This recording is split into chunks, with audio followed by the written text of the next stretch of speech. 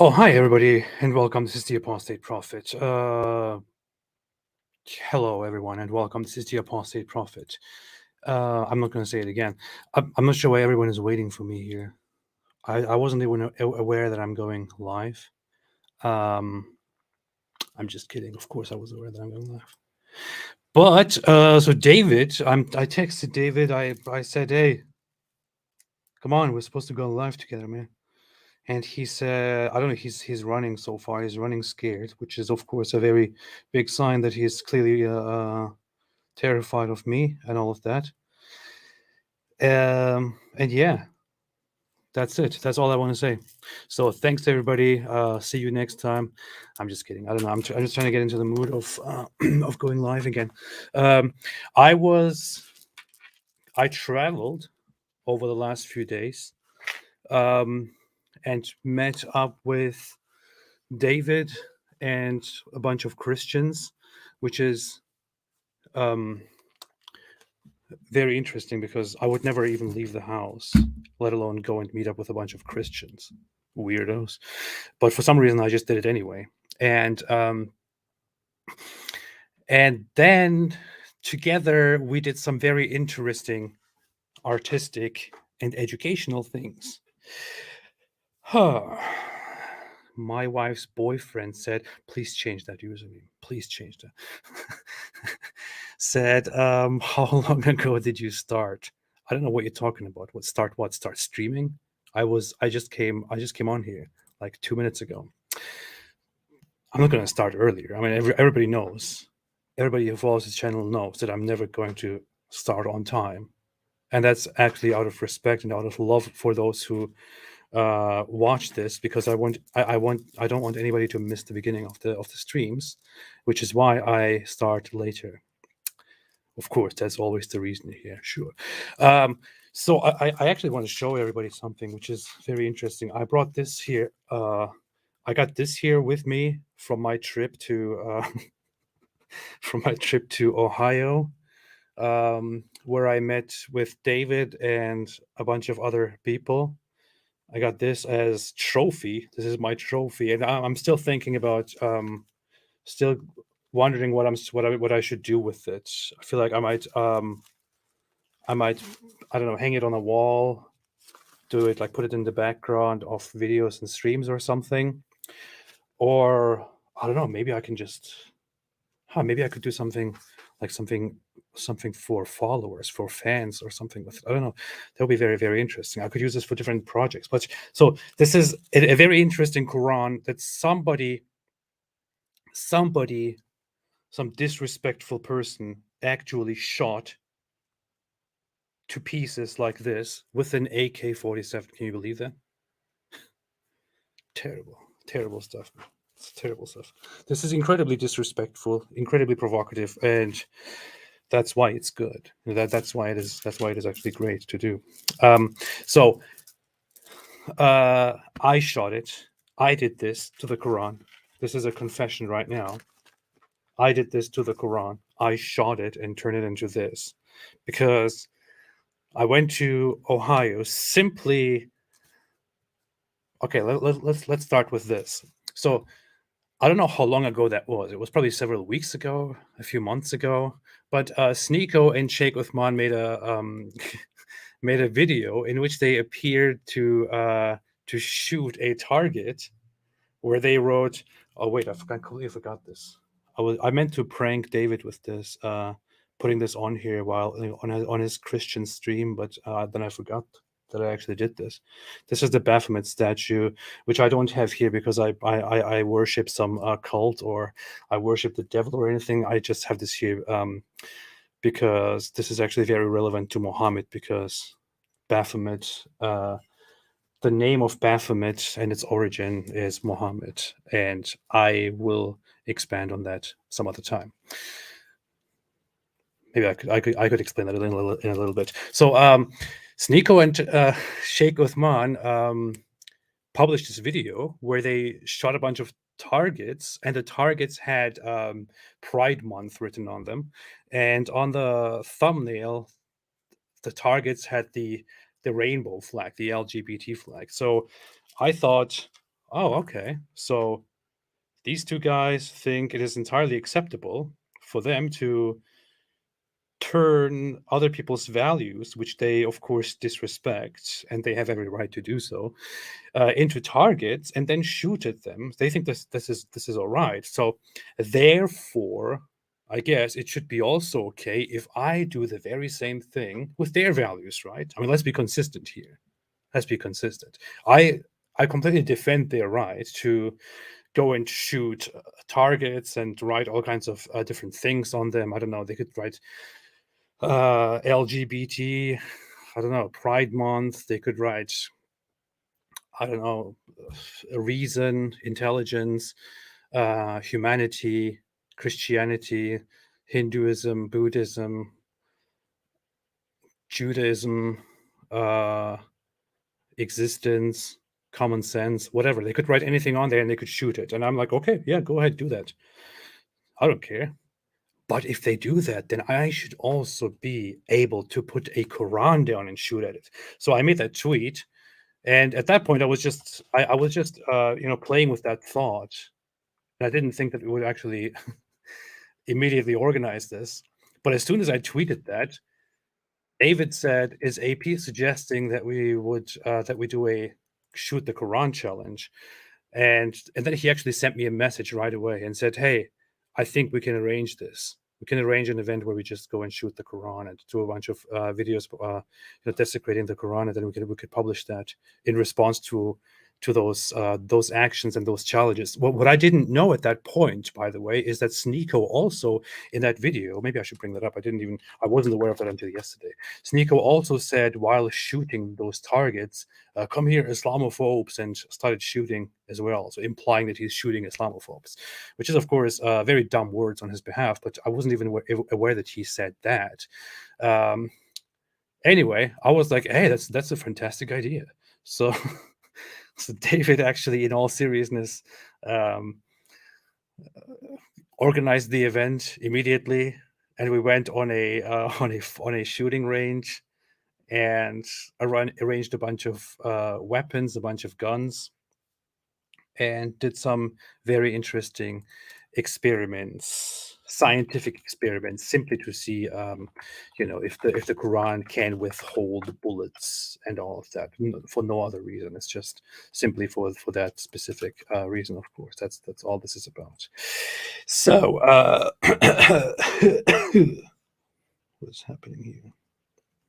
Yeah. So, and then when we did that, after arranging that, we actually went there and we shot the Quran. And that's of course a very terrible thing to do. I know. Black Angel said he's a psycho. What do you expect? I don't know. You expect a psycho to do something reasonable, maybe in this case, but no. What are we doing? We're going and shooting the Quran. Who shoots a book? Who shoots a book? We do. It was a lot of fun. I'm kind of waiting for the footage. I don't have the footage of me shooting this Quran here, but this was a special thing. Like after going through one Quran one by one and just trying like one shot each, I said, and I didn't even plan this in advance. I said, "Hey, you know what? I want to unload the AK-47 on one single Quran, and I want it in different angles. Let's do this." And the guy was like, Derek, he was like, okay, yeah, let's do it. So we just interrupted everything, and I took the AK-47, and that's the first time that I actually used an AK-47. The last time that I used a rifle was like 10 years ago in the military, and I used it maybe twice or something like that.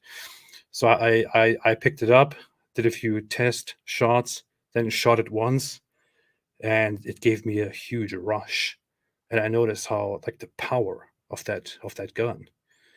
And as soon as I got used to the pullback of it, the strength of it, I just started shooting at the Quran and kept shooting, and it was like hopping around. Everyone found it so funny. And yeah, then this happened. I turned it into this, and that was the most satisfying thing I've done in a long time. I actually hurt myself. I think I was like my I'm red here, and I also have quite some pain because of the strength of the AK-47. But it was so satisfying. It was more satisfying than having the sexual strength of 30 men and going to all of your 11 wives in one night. Um, wait, what is that? Ridvan packing heat. What's next? David promoting extramarital relations? Uh, what does packing heat mean? What does packing heat stand for? That means to carry a gun. Okay, yeah. Okay. See, I need to learn American. Packing heat. Why is that? Why is that? Why does it seem so contradictory? Why would it seem so contradictory that I would advocate shooting guns or having guns? I actually have guns, not very many, but I also don't have any problem with it. I don't have anything against it because I think it's nice. It's necessary. In my case, I don't like the existence of many of the guns. I don't like the easy access to it, but I think it's all right. So I'm trying to look for that shooting thing now. Here. Let's see. I actually want to look at that. I'm going to share my screen now. La la la la la la la la la la. Share system audio. Let's see. Let's see. What is this? So this is on Rumble. Sneeko is on Rumble. He can't be on YouTube because he's banned from YouTube, but he's on Rumble. And here he actually did this whole thing, like shooting. It's called Muslims Shooting Pride in America. I have to say something here. I don't even consider Sneeko a Muslim. I also don't consider Andrew Tate a Muslim. These guys are just opportunists who take advantage of the current popularity of Islam among some of the mad incel people and others. This guy has nothing to do with Islam. I'm pretty sure that recently one of his ex-girlfriends even came out and said that he talks a lot in public about Islam, but in private he has nothing at all to do with Islam. He doesn't care about Islam. He does whatever he wants. He publicly claims that he doesn't drink alcohol. In private, he still drinks alcohol. He has sex with multiple people, threesomes, orgies, whatever it is. He doesn't care. And it looks like one of those cases where he either uses Islam just to get some popularity or to get different benefits. I don't know. Am I going to see an ad now? I'm seeing an ad. Oh boy. Glad it's muted. Okay. Let's see. Stop it. Okay. San Diego Day One. You see this? This is actually a real samurai sword, meaning folded metal. So this is not stainless steel. This is what was actually used. I got this because I read a scholar's opinion that close to the Day of Judgment. What is this? Traditional weapons will no longer function because of the resources being finished. So it'll go back to swords and so. Oh, are you kidding me? Did he actually just say that? Close to the Day of Because of whose opinion? Steel. This is what was actually used. I got this because I read a scholar's opinion that close to the Day of Judgment, traditional weapons will no longer function because of the resources being finished. So it'll go back to swords and. I heard that very same thing, which I'm pretty sure is based on a complete misunderstanding of reality, of real sources in the world, and pretty sure that an Islamic scholar's opinion here is not representative of the reality of resources in the world, but whatever. That's why he has a sword, because he thinks the end times will probably come soon and there will be no more guns, because for some reason magically before he even dies, like within a few decades, we will run out of everything in the world, and nobody will have guns anymore, and then he will have a sword, and with a sword he will do amazing stuff. Even if we somehow ran out of all the resources that we have, humans are at this point technologically advanced enough to to create different weapons aside from the traditional guns used for shooting. So, wow, Ibn Fibn the Swordman. So What is this? Hey man, what you said? What you said, man? See, this is one of those things. Like, there is something called trigger discipline. There is a discipline that you have to have with weapons, with guns, where you are not supposed to point the gun at somebody, even if you're sure that it's not loaded, and you're supposed to keep your finger off the trigger at all times. I'm pretty sure there's also something about the ethical treatment of swords, where you're not supposed to point the sword at somebody, even in a joking manner. But of course, Sneeko would not know anything about discipline. So, and the Kel-Tec KSG is a 12 gauge pump action shotgun. I used to dominate Call of Duty with this gun. Oh yeah. what is happening? What is it with the hair? Who is that? That on the wall is actually a functioning. That shoots. It's not for decoration only. So this is a. What does he suddenly look like a caveman here? What's happening here? I don't understand. What is Kel-Tec KSG. what's going on here? This is a 12 gauge pump action shotgun. I used to dominate Call of Duty with this gun. Oh yeah. The KSG from Modern Warfare 3. Black Ops 2, the long range shot. That's someone different. Who is that? What is with that hair? What is that?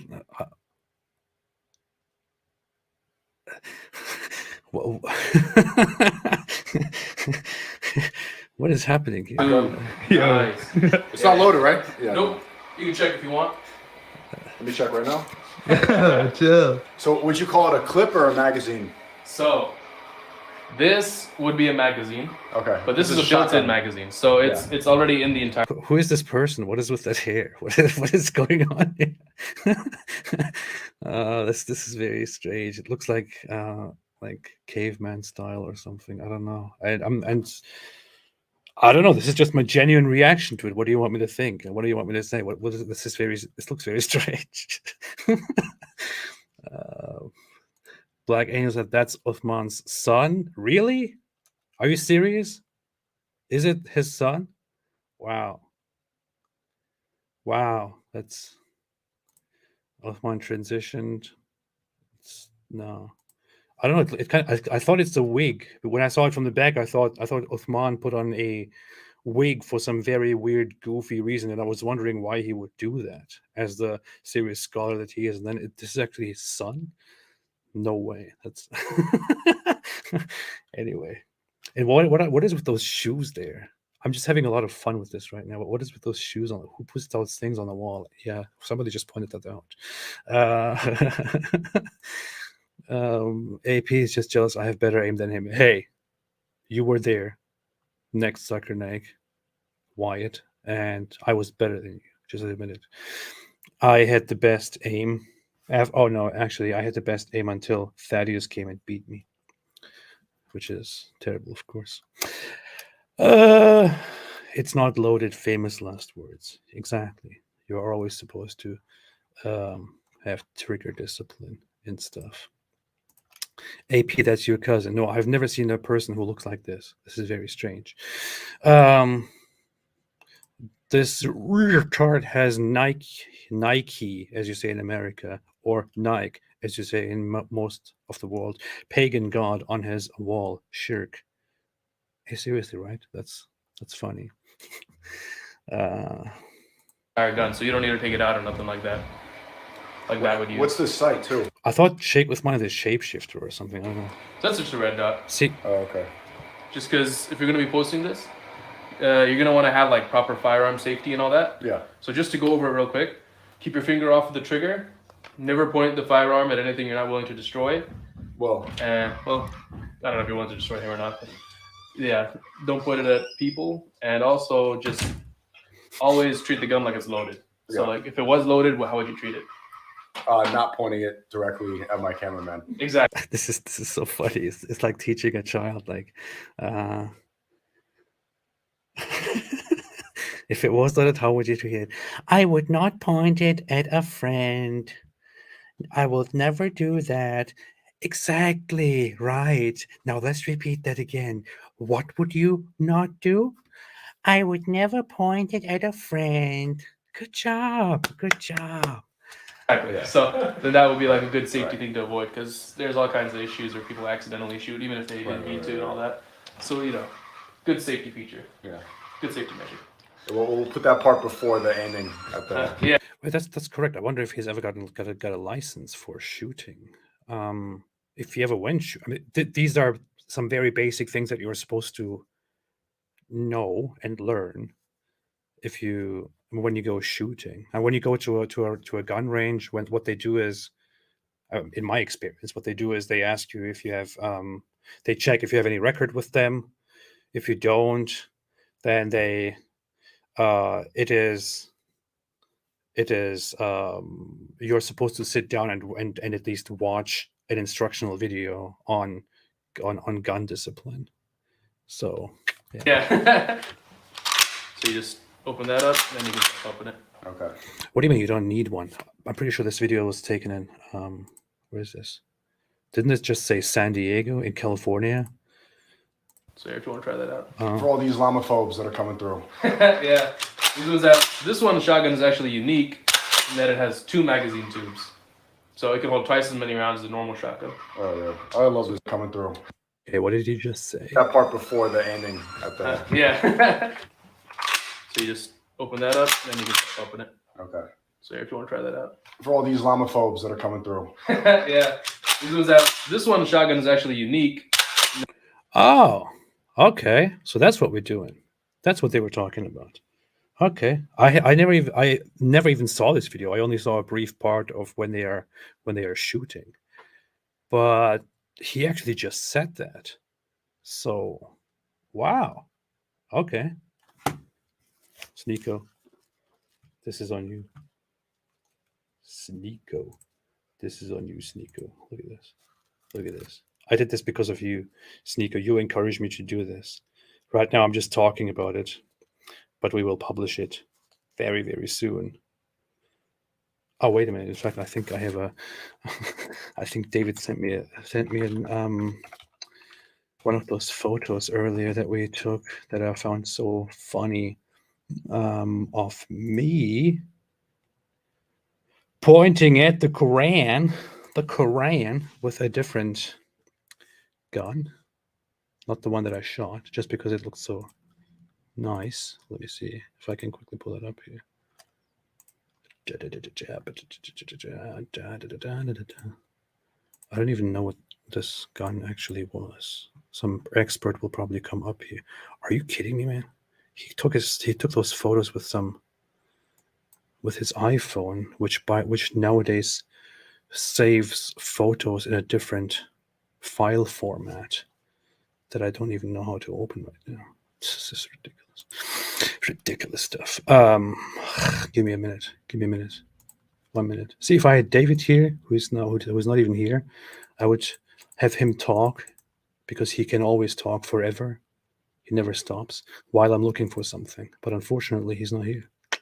What are you gonna do? What are you gonna do? I can't display these photos. This is ridiculous, man. Who uses iPhones? Which loser uses iPhones, actually? Whatever. Here's a preview.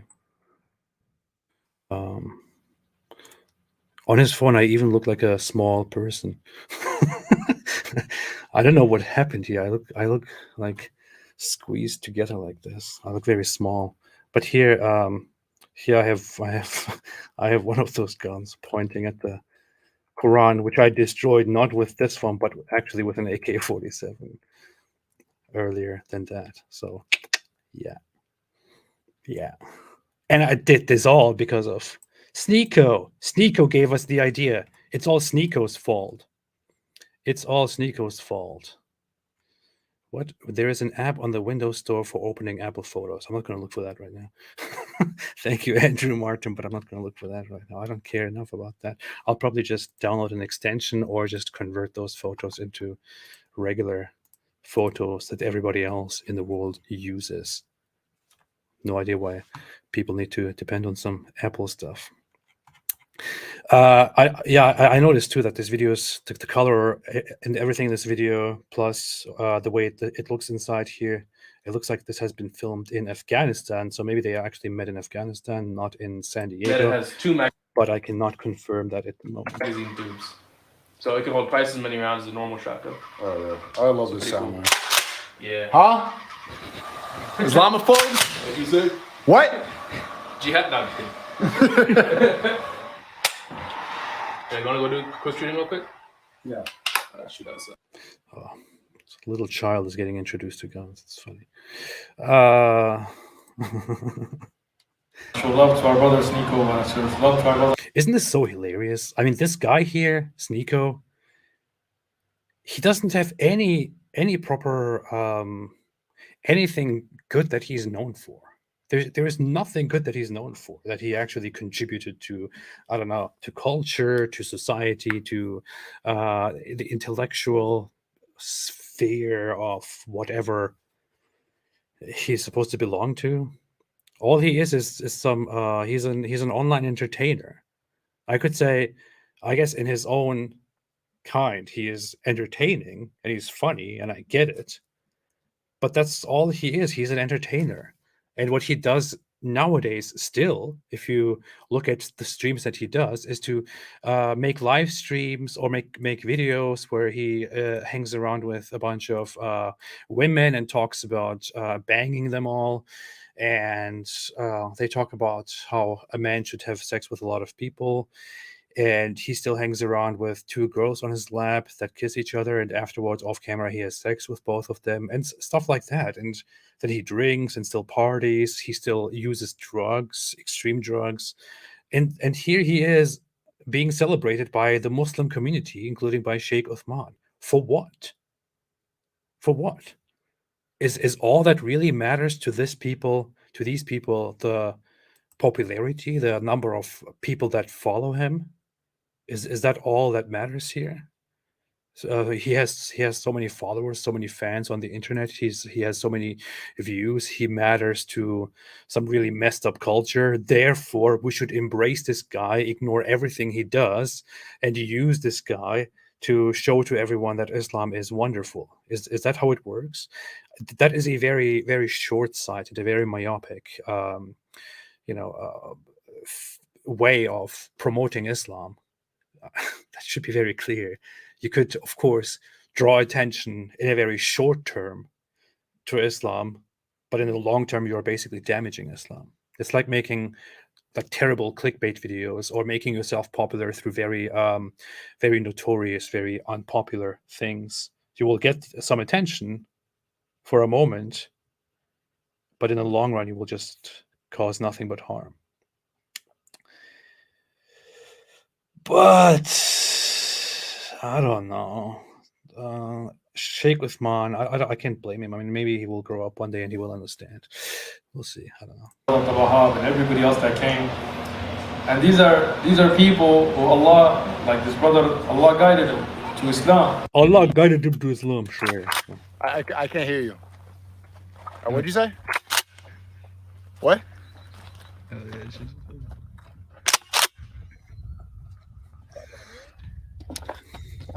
I'm the only one here?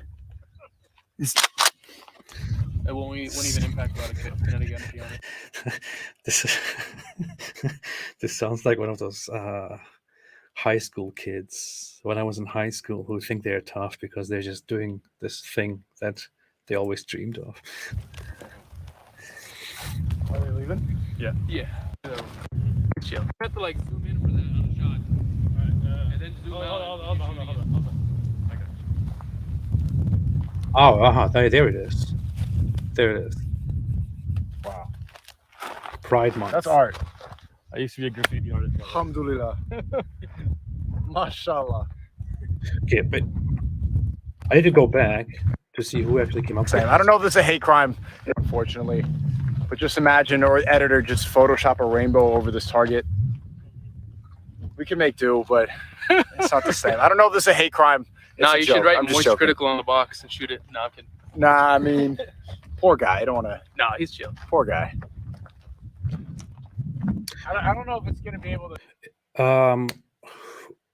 Whom did he just mention? Something critical. Isn't that the guy that he had some beef with recently, and who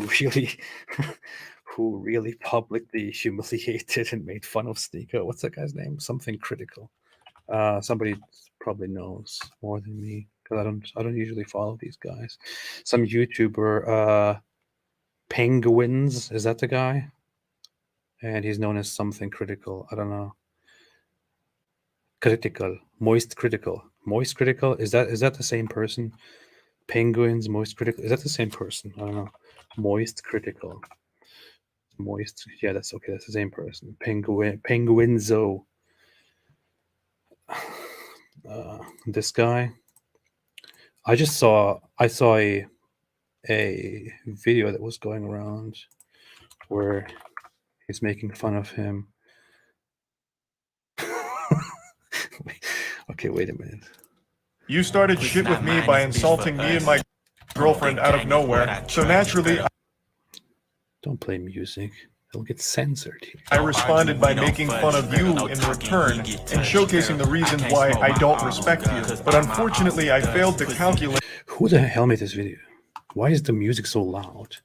And it's like, I know who that is. It's 21 Savage. Why is the music so loud? And that is playing. Well, I can't even hear the guy. But there's a part, I guess, where he teaches him about. Oh, here. So he started dancing around with the gun and threatening to come shoot me. So he kept saying, "Oh, you're in Tampa, right? I'll come see you," waving his gun around and dancing. You want to watch my clips? Watch my clips. Watch my clips. You want me to watch your clips? Watch my clips. These are the only clips I'm watching. You were? Now, the reason he keeps saying watch my clips while threatening me here is because during the stream, I couldn't watch him live because he just kept shouting slurs. So I said, watch my clips to see what I was saying about you. I had to communicate via Twitch clips. And I'm sorry to be that guy. This is like the grammar police of guns, but he's a fucking imbecile. You absolute buffoon. What you have there is not clips. These are mags. They're mags, not clips. You absolute fucking dummy. The same way that this is also a mag. They're all mags. Stop saying clips. You look fucking stupid here. Okay. Hey, Sneeko. That's what I was talking about. Okay, so I didn't even see the background of that whole thing, but apparently Sneeko has a habit of just comedically threatening people with guns without even understanding the terminology of them. That's hilarious. That was good. That was good.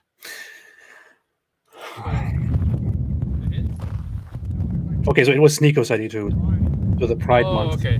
No, you're gonna have to like zoom in for that on the shot. Alright, and then zoom out. Hold on.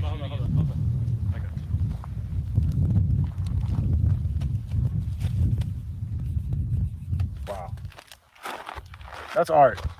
I used to be a graffiti artist. Alhamdulillah. Alhamdulillah. So as far as I can see, Sneeko wanted some rainbow flag or something on the target, and then Sheikh Uthman jumps in to save the day and writes Pride Month on it, which is very dumb. Pride Month on the target, above the. It's not even on the target. It's like it's above the target. So the guy, the person on the target, then is there a person? There's a person, yeah. The person on the target then is Pride Month. Yeah, that makes complete sense. That's amazing, right?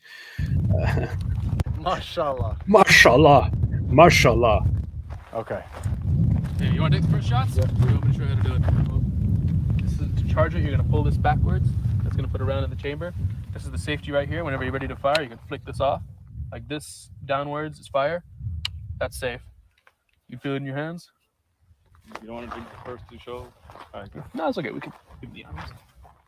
Hey, this is very funny. Sheikh Uthman earlier said that that he got himself a sword because the scholar said that towards near the end time there won't be guns and all of that. There will just be, you know, swords.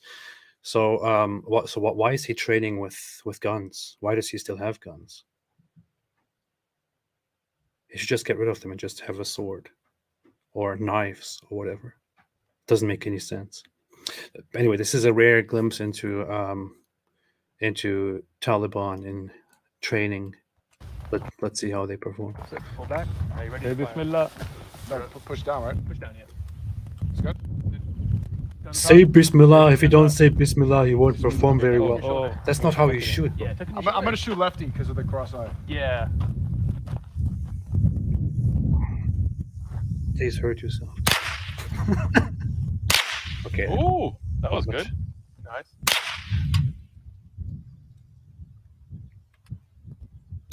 He actually Okay, tuck in your shoulder. he actually tried to shoot like this. That would have been catastrophic. That's not how you shoot. Then he corrected it and I guess put it on his chest. They probably told him about it. I don't know. Ooh, that was good. Nice.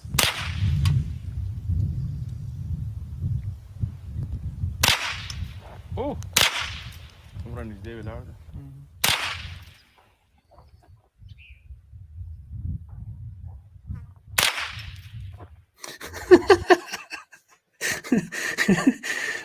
He's standing like he's taking a piss. Yeah, I mean, I could sit here and just judge him for everything that he does because everything he does is just wrong. But uh, um,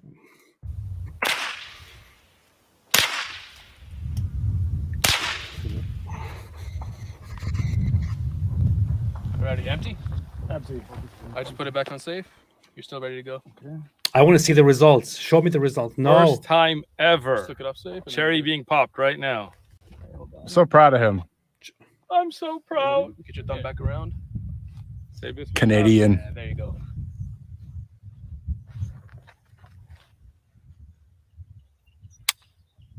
Oh, you want to change Okay, don't you need a license in California to shoot a gun? Not sure. I don't know. Yeah! Nice shot. Hey, it's his first time. You know, sometimes this happens to everybody once in their life. Don't be nervous. Man, no, I'm just kidding. Oh, give me a moment.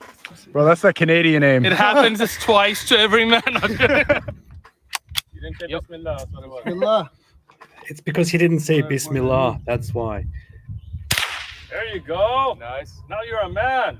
You can aim a little. You know, that's what Muhammad said when he was asked a bunch of questions that he didn't know the answer to. He went away and said, I will come back with the answer. Then he didn't come back. He came back much, much later than he said he would. And then he said, I meant to come back, but I couldn't because I forgot to say inshallah. You know, if Allah permits.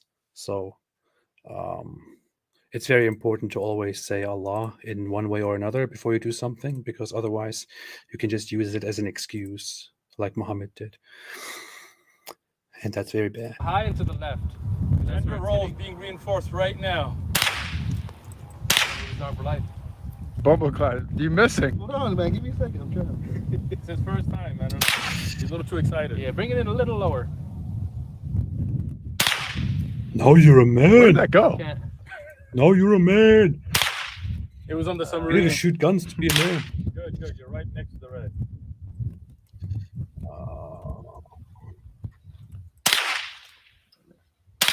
There we go. Right under the red. Nice. You're out. What'd you think? That was fun. Now you're a man. I feel like a man now.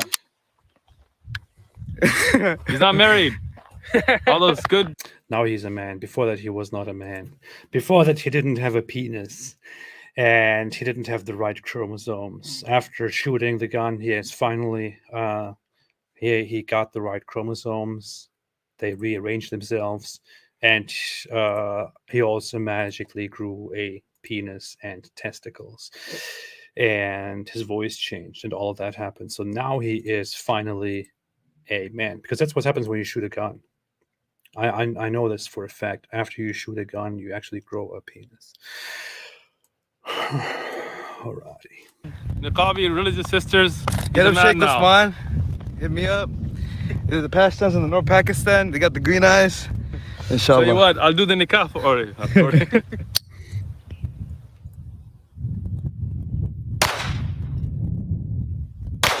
Woo! Okay. So, if you want to get closer, lean right up. You're gonna look at this. You're gonna find Sheikh that. Uthman is a man You're now. gonna blur this See, out. You're gonna zoom on he this. just became a man. How many more bullets in the mag? Probably about 8 more. You got the R.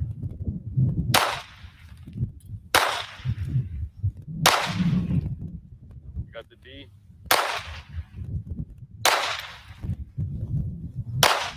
You got the T. This is a terrible target. Just a terrible target. The Quran is a much better target, I have to say. I just stole that idea from somebody who said that. All right. Yeah, good. Yeah. Wait, let's see the Pride Month damage.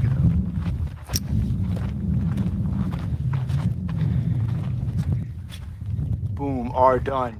Right through the D. E could have used work. And then the month is still. I mean, I got the pride, not the month. This is the bigger one, if we're gonna be honest. Alhamdulillah. I'm just showing this right now because it will be very relevant to all of those after we publish our the results of our great work. All of those that will complain about what we have done. It will be very relevant. Very relevant. Hey, this was actually my first bullet here. I'll show you this here. My first shot. So once we came together, once we gathered, we said, okay, let's do. First thing we do is take a 22 and shoot at one single Quran. And I was the first one to shoot. I was going for the center, but this was how close I got to the center. Allah protected the Quran's center from getting hit, but at least it is still close to it. I still got the heart, so it is dead now. It is dead. It has died. This was my shot. This is the first one. And I did this in response to Sneeko doing all of these other things that he did here on camera.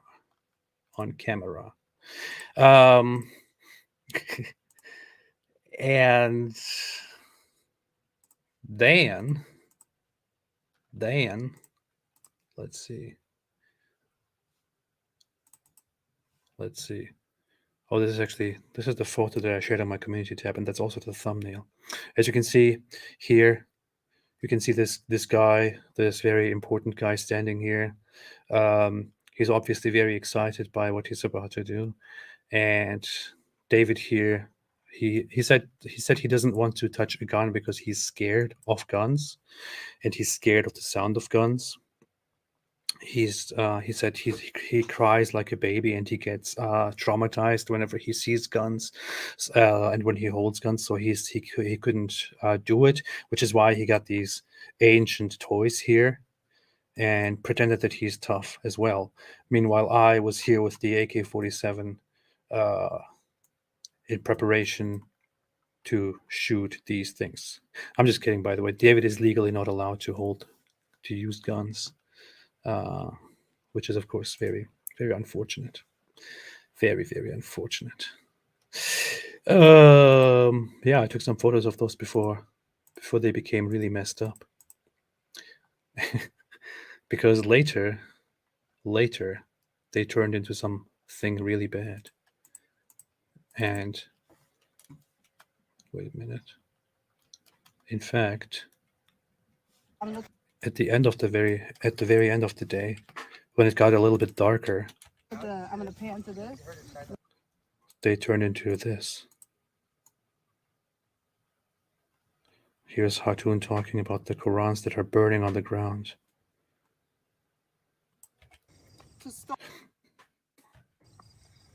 to stop the suffering of next generation. Yeah. Hadran didn't do anything. She didn't, very funnily, she didn't do anything to the Quran at all, to any of the Qurans, except here in this case after they were burned and shot. That was really cool. She, That's your final she kicked them and did other things to them and just made sure that they are all burned because we didn't want to waste the fire and all that, you know. So that's what happened. That's what happened here. I'm just showing you the videos that I took for no reason, just for my personal experience. But of course, we will eventually see the final results of what we have done to this wonderful book, of the actions of the great scholar Sheikh Uthman and the great scholar Sneeko. Yeah, is that all? I have a bunch of stuff here to show, but I'll just leave that to later. I will leave that to later. I will leave that to a different time. Okay. I'm just going to copy this on the side and while I watch. I like guns. I love guns. I like guns. For 22 handguns, this is one of the best. It's you know, it's interesting. Not that I am encouraging this, but assassins use this because it's a small bullet, but if it enters somebody's head, it doesn't exit. You know, so it's 22 buck mark. It's nice. Earlier we were shooting, that was a SIG. It's really good guns. Again, all legally purchased, legally bought. I don't know about that. Reiterating that, yes. All right, let's go get some more guns. All right. But why does it matter that it doesn't? If you're an assassin, why do you not want the bullet to leave the head? Because when the Oh my.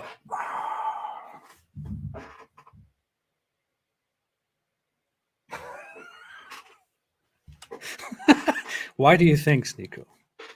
Why do you think? the bullet stays as the person moves, you pick them up, it moves around. It rattles around? Yeah, so this is why a lot of, like even like on a 9mm, well, this is a 22, but I'm thinking for a 9mm, for home defense, you want to use like a holotip. Holotip. Yeah, that's what I have. Oh yeah, so when it hits, it opens up like a flower. Mm-hmm. So then like a hard nose would just go through. But a holotip, then when they pick them up, it moves, it cuts the person. It's a lot more dangerous. There are many reasons you're not supposed to make a mess. You're supposed to it will stay in there, prevent you from, I don't know. I mean, this guy can't think of anything. Huh?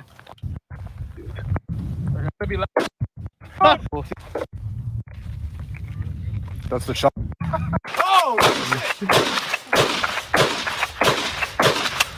It looks very funny when this guy who dresses like the Taliban is going there violently shooting. It just looks like the Taliban in action.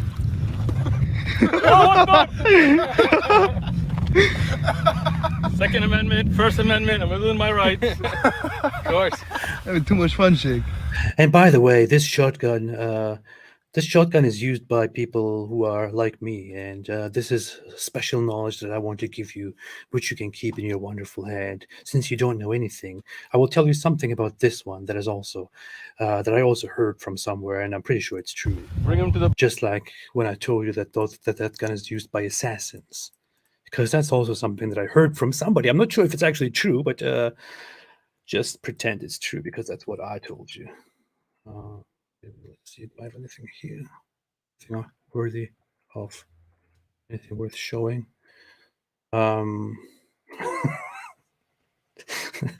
Wait a minute.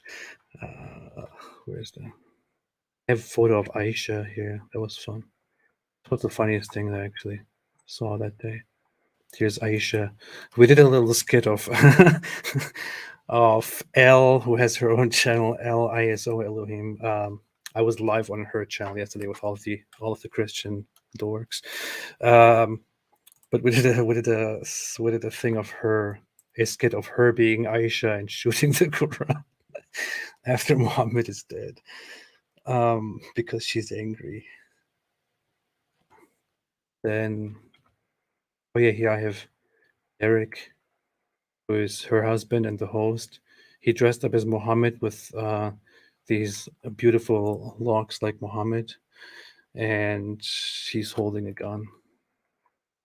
And Quran's burning, the Quran's burning once again. Here's Hatun and me, and that's, I think, all we have got.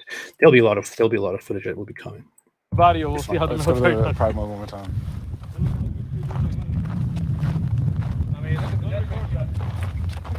Whoa.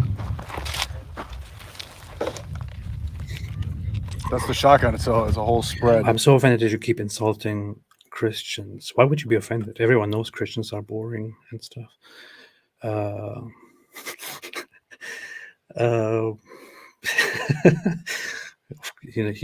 know. I keep doing that to David too, and he just laughs because he keeps saying terrible stuff about atheists. Oh, shit. Well, it's almost July. Bring your shotgun and bring the Beretta. Bring the Beretta, bring the Glock. Okay. It's just crazy how YouTube can, like last year, I was on a debate panel with Sheikh Uthman, and he was in the park with his kids. And a year later, we're committing jihad in San Diego. Mashallah. And maybe next year you can finally join your dream team, the Taliban in Afghanistan, where you can finally live your life to the fullest. And when you, Sneeko, will wake up to the reality of what it means to live in an Islamic society, and then you'll be like, oh, I don't like this. I can't bang as many women as I want and drink all night and do cocaine. I want to go home. Please let me go home. I didn't mean it. I wasn't serious about Islam. I want to bang all my girlfriends. I want to do some cocaine. Please let me go home. Life's crazy. So, Sheikh Uthman, you have a gang history. What did they used to call you? This is some top secret information, but they used to call me Shooter. Oh, yeah. I didn't play pool. What did they... Mashallah. Life's crazy. So, Sheikh Uthman, you have a gang history. What did they used to call you? This is some top secret information, but they used to call me Shooter. Oh, yeah. I didn't play pool. What was your favorite weapon of choice? Back then, I used to have a 38 special. I had a 25 I used to keep with me. I had a few shotguns. I had a sawed-off AK. Those were illegal. So obviously, I don't have those anymore because all my guns are legal. But those were, I mean, daily I used to carry a 38. Yeah. Uthman used to be a gangster. He used to engage in illegal acts and used to promote the idea of being a gangster and ganging up and mob and stuff like that. Of course, he doesn't do such stuff anymore, except when somebody disrespects Islam.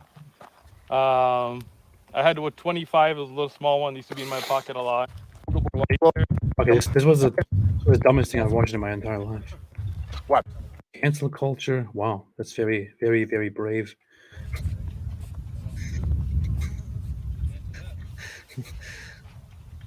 Okay. They're shooting cancel culture.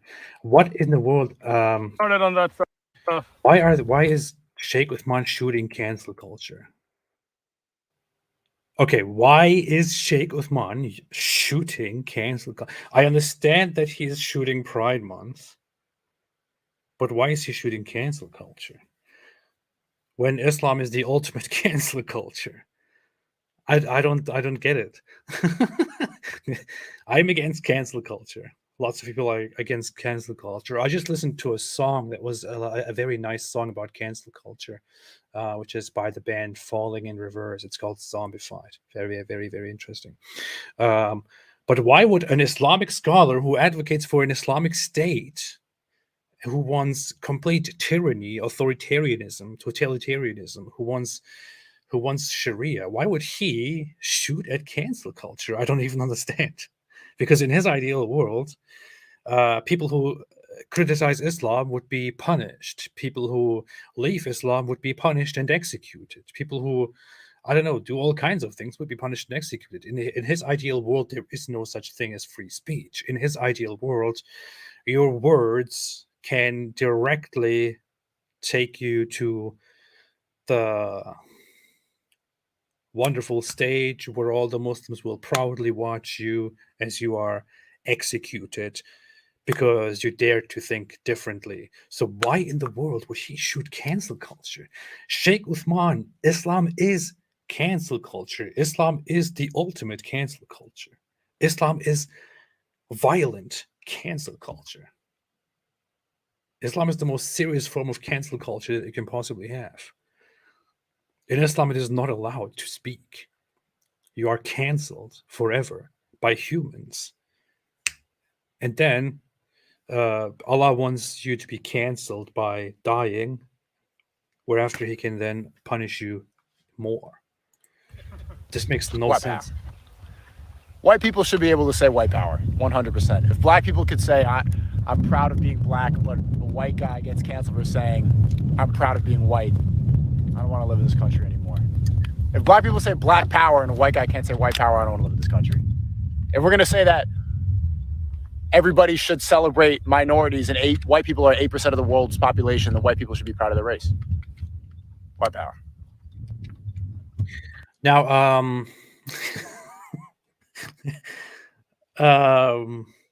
here is the fun thing. Now, when Sneeko says what he just said about white power and white culture and all of that, I'm very conflicted because I agree with the sentiment that you should be allowed to say such a thing, that you should be allowed to make such statements. But I also know precisely why Sneeko says what he just said. He doesn't just think, oh, it is unfair. I mean, we don't even mean anything by it. So white people should also be proud of their culture. That's not what he says. I think it's true. White people should be proud of their culture. Nobody should be shamed for that, right? They should be proud of who they are. Nobody should be shamed for that. Nobody should be canceled for that. Nobody should do anything about that. However, Sneeko is not just some guy who just cares about consistency. That's not what his deal is. What Sneeko cares about is that the Nazis were actually great people, that they are being blamed and shamed for no reason, that Hitler was a fantastic guy. He's friends with Nick Fuentes, whom he admires a lot, who also believes in establishing a religious fascist state. He thinks basically that Jews are behind all of the problems in the world that he has, and he probably believes in giving responses in form of genocide to Jews. He's also the one who supported Kanye simply because of his Nazi ideas that he had for a little while, because of his psychotic behavior. So he is saying all of this because he is trying to be an edgy, half-black neo-Nazi who's also being used by actual neo-Nazis because of his popularity and all that.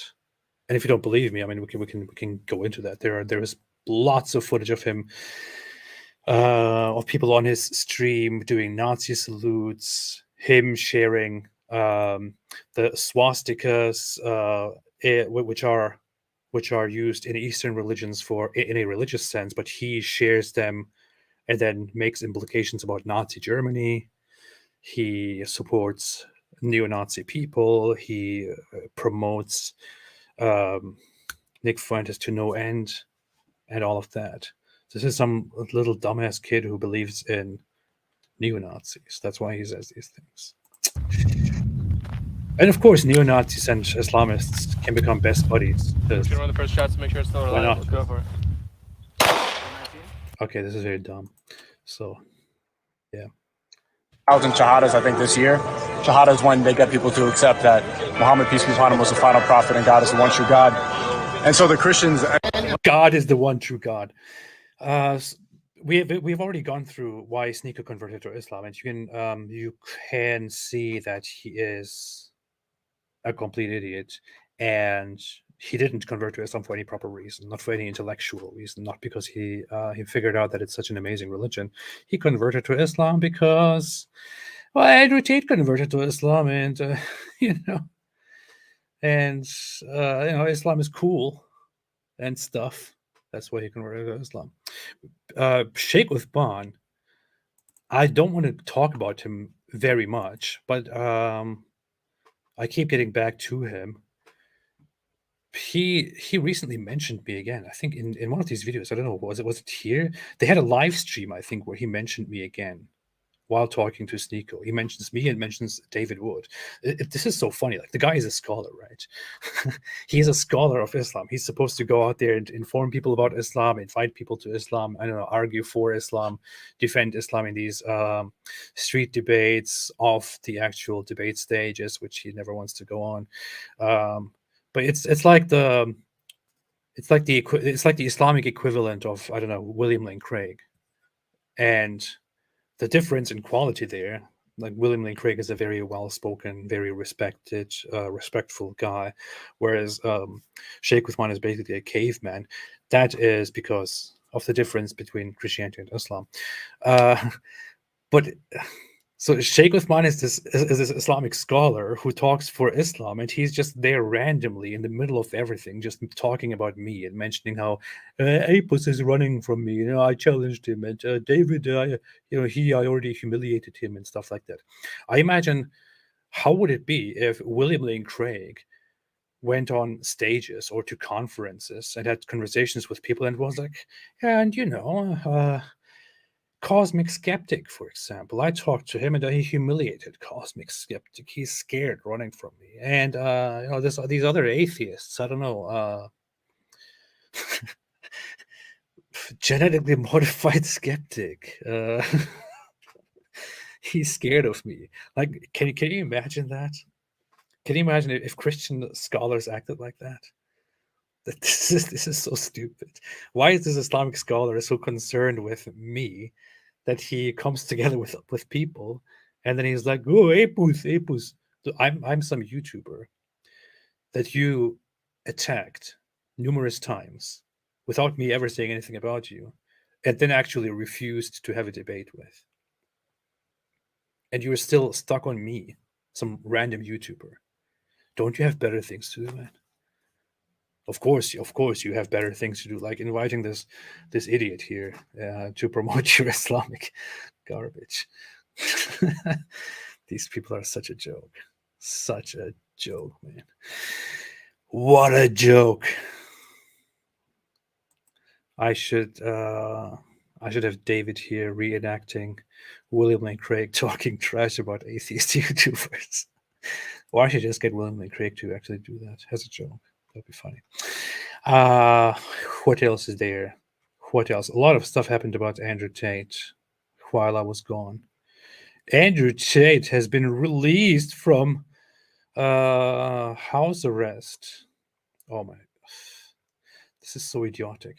So this is actually a fun thing to talk about very briefly. So Andrew Tate has been released from house arrest and moved to judicial control on Friday, right? Was it yesterday? Friday, yes. And a lot of people came out and were like, yeah, you see, Andrew Tate is now free. He's free. This means all of the whole case was all nonsense. It was all wrong. It was all, it was all unjust. He's now free. What do you say now? What actually happened is that Andrew Tate and his team convinced the court that that they don't need to be under house arrest because there is no danger of them fleeing, and they pledge not to flee the country, and they will not pander with the evidence and the witnesses and all of that. So the court finally granted them, okay, fine, you are still under arrest, but you will be moved from house arrest to judicial control. And judicial control here, what it means is that somebody actually tweeted a response to that. Oh yeah, here. Judicial control, posted by Dunia, thank you, is that Andrew Tate will no longer have to remain in house arrest. He is now allowed to leave his house under the condition that he spends his time only in this very small place in Romania, the county of Ilfov and the city of Bucharest. And he may not, under any circumstances, leave the boundary of this county here, this very tiny place in Romania. And he's acting like the case is over. He's acting like he's free now. And he's also not allowed to have any interactions with any of the witnesses that are counted and any of the other defenders that are also currently in the case and that are charged. And nothing at all changed about the charges. The trial is expected to start in October, and he's still charged for human trafficking, rape, and forming an organized criminal group. But here he is after the news break, after 10 months, 3 in jail, 7 at home, after 15 million euro of asset seizures, after an indictment, he can't even spell indictment, based on nothing.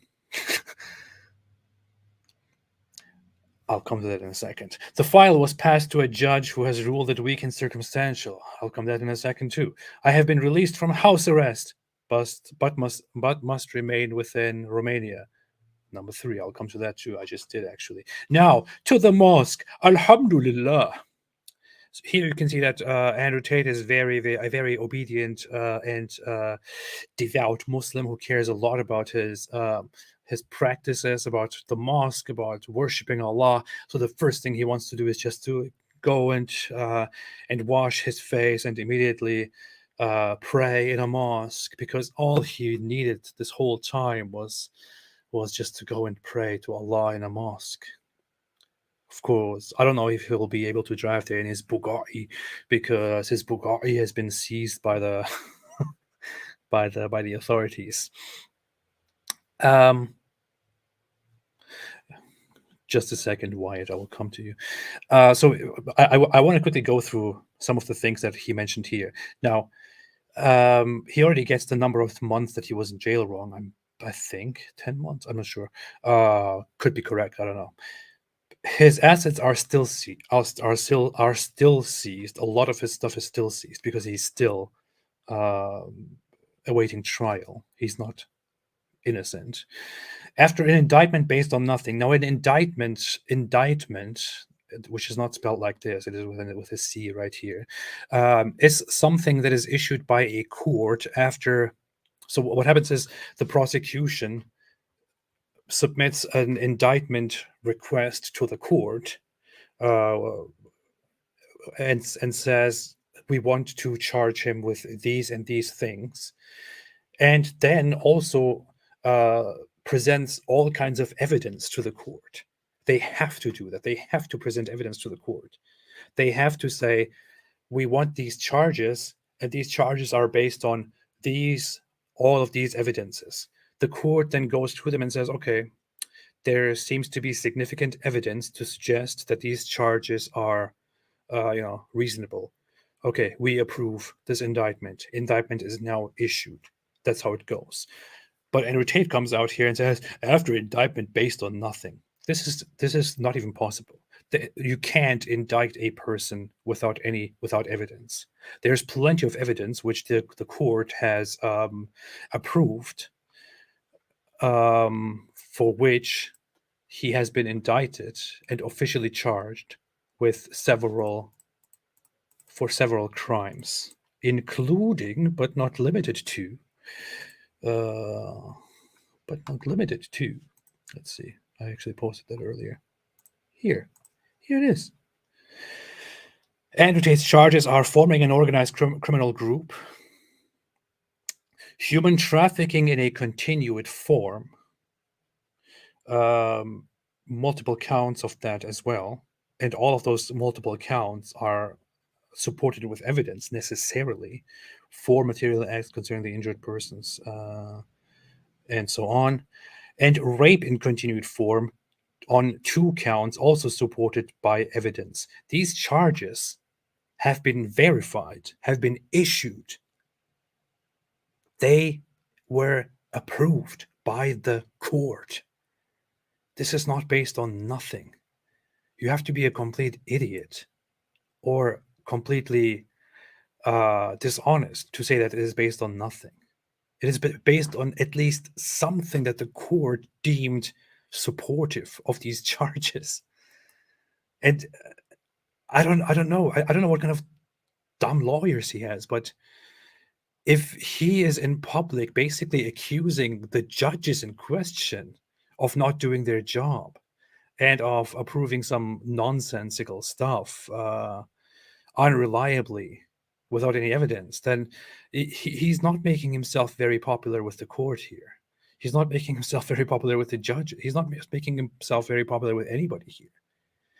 You have the highest authority in Romania when it comes to organized crime and terrorism, prosecuting him and presenting tons of evidence to the court, and the court approving the evidence, and he's like, oh, it's based on nothing.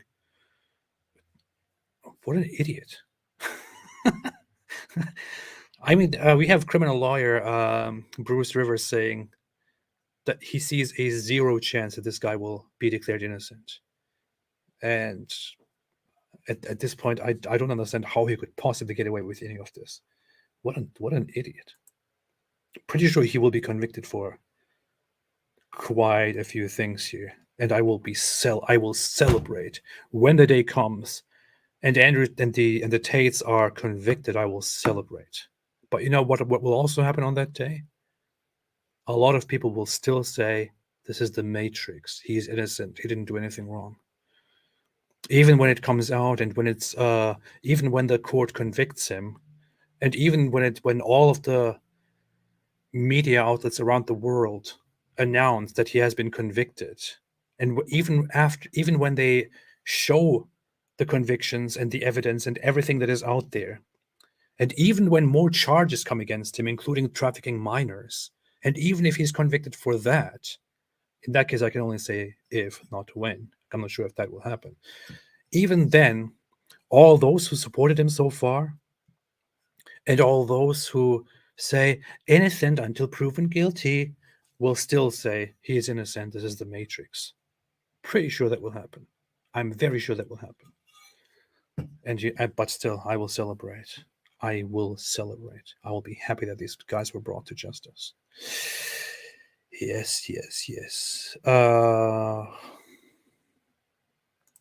The seventh angel says, why are they messing about with this indictment? Either he's guilty or not.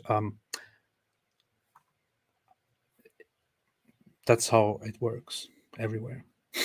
That's how it.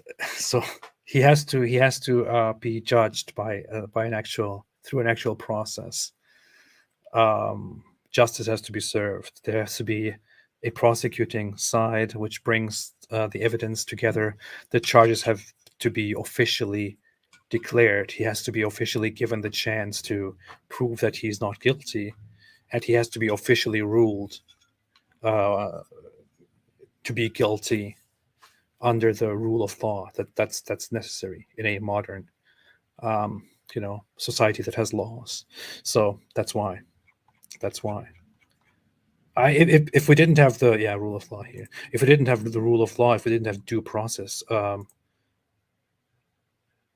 he would probably be just put in prison and, I don't know, be killed or something.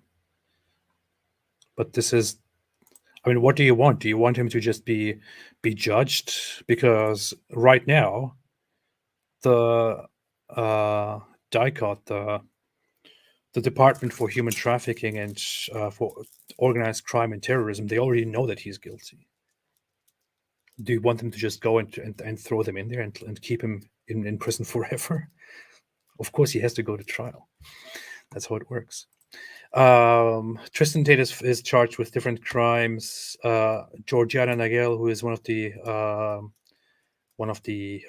accomplices, is charged with different crimes, and finally Luana Rado, who is getting away with the lowest number of crimes. But they all have organized crime and human trafficking.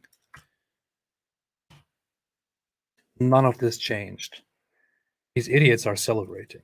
Some people who are actually fans of this guy are celebrating. They're like, "Oh, see what happened? He's free now." He's not free. He's not free. I knew weeks ago that he will probably be moved from prison, from house arrest to judicial control, and that's very common. That doesn't mean he's free. It just means that the court thought it's probably not necessary to keep him under house arrest because he will not flee. And in many cases, they might just do that because they want him to make a mistake. And maybe he will make a mistake. Maybe he will try to contact the other defendants, or he will try to pander. He will try to. I said it twice now. Huh. What's the right word? I'm confusing my words. He will try to change the evidence. He will try to tamper with the evidence. He will try to leave the county that he's supposed to stay in, and then he will get in trouble even more. I don't know. He had plans which were caught in transcripts to flee to Dubai. He actually made calls when he was in jail, which were recorded, where he was planning to go to Dubai as soon as possible and never come back again. So it's actually quite generous of the courts to grant him the ability to be out on judicial control. Dawn Sunrise said, "Great to see you, AP. Keep up the truth." Thank you so much. I appreciate you being here, Dawn. Packing heat. I like packing heat. Holy Quran, nice. Oh yeah, here for all of those who have not seen this wonderful thing. I don't know why David is not here. I texted David early. He's probably sleeping or something. He's always sleeping, never awake. Here's the Quran. Look, the Quran. It's wonderful. Wonderful piece of art here. AP playing with the pew-pews. Talk about holes in the narrative. We just kept making that joke over and over again when we were shooting. You have my support, AP. Please, peace and love to you and your family. Thank you, Steve. I appreciate it very, very much. Navilax said, "Did shooting the Quran open the gates to Jannah?" It actually did. It actually did, and we also caught footage of that on camera. We actually saw the doors of Jannah open to us. AP, what make AK were you guys shooting? LOL. I don't even know. It doesn't belong to me. It belongs to a friend of Derek who hosted this whole thing. I don't know. What's that one? Zavusta? I don't know.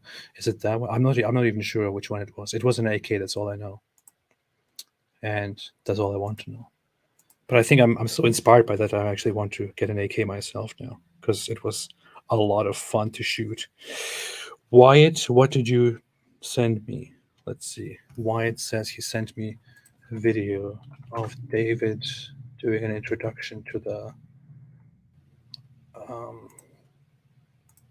with the Apostate Prophet, and are you sure this footage has nobody on here that doesn't want to be part of the Oh, this is nice. I have an idea. It was a long speech. It was a nice one. Oh, look, he has a behind the scenes footage here. That's funny. That's funny, Wyatt. But why is this such low quality? What kind of phone do you have? What century is this? Why is it so quiet? Of course, you're very far away. I'm not sure if everybody can hear this, but this is actually footage of us announcing what we're doing. Some events recently have led us to, rethink our views historically. I've always thought that things like Can you guys even hear this? It's the same quality as the sneak up video. burnings are stupid. I think of Nazis when I think of book burnings and so on. And as far as, just random book desecrations and so on, it's a pretty interesting group that has convinced me over the years that there's a time and a place for it, especially when people cross certain lines and act like complete hypocrites. Hey, P, what are your thoughts on this? My thoughts are completely different. I think burning books, destroying books is entirely fine. I love it. No, just kidding. Reading them is his problem. I don't think that there is anything intrinsically wrong with destroying books. However, I think it's a completely unnecessary act, especially if you want to get rid of the content of the books. If that is not the goal, however, if it is just a form of protest, then I want to compare it to protesting different values by burning flags, for example, or burn flags, right? Yeah, or they say you deserve to be killed. They say I should be killed. For leaving Islam, they say a human should be killed. That is apparently completely normal. I'm supposed to respect that, but they are outraged about books being destroyed. And then we get to some popular, you mentioned flag burnings and so on. I mean, you could go way back in history, but when Muhammad conquered Mecca, he went around stabbing the idols and poking out their eyes, the idols of the people who believed in them. So this was extremely. This is so boring. And he thought it was fine. And Muslims in general think it was fine. Who actually listens to these guys? This sort of thing has been going on for the centuries. When Muslims would conquer Hindu areas, they would take the Hindu idols and smash them to pieces and lay them around the mosque so that they would walk on them on their way into the mosque.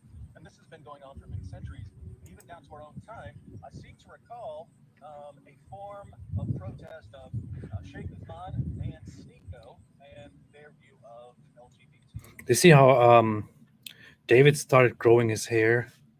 He did that after I grew my hair a little bit and put him in a bun. He suddenly started growing it too. And I asked him, what are you doing? Are you trying to copy me? And he was like, yeah, I'm going to try a bun and see how it is. And I said, wow, man, you couldn't be more pathetic.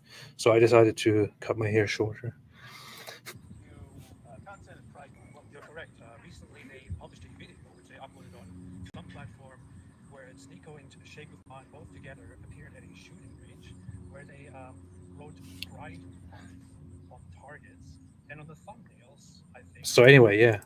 When I looked up the Quran, then I asked, "Is there?" Wow, I thought this was like a 2-minute speech or something, but I didn't realize that we went on forever.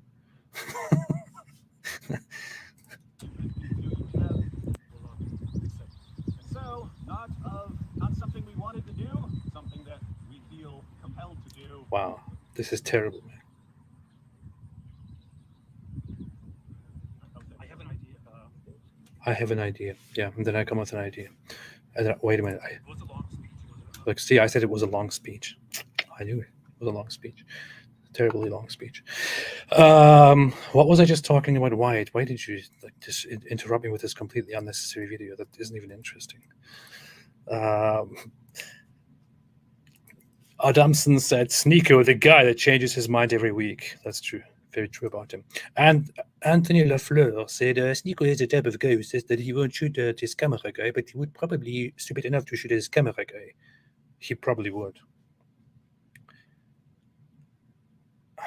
Can I just not call people stupid all the time? Can I just not call stupid people stupid all the time?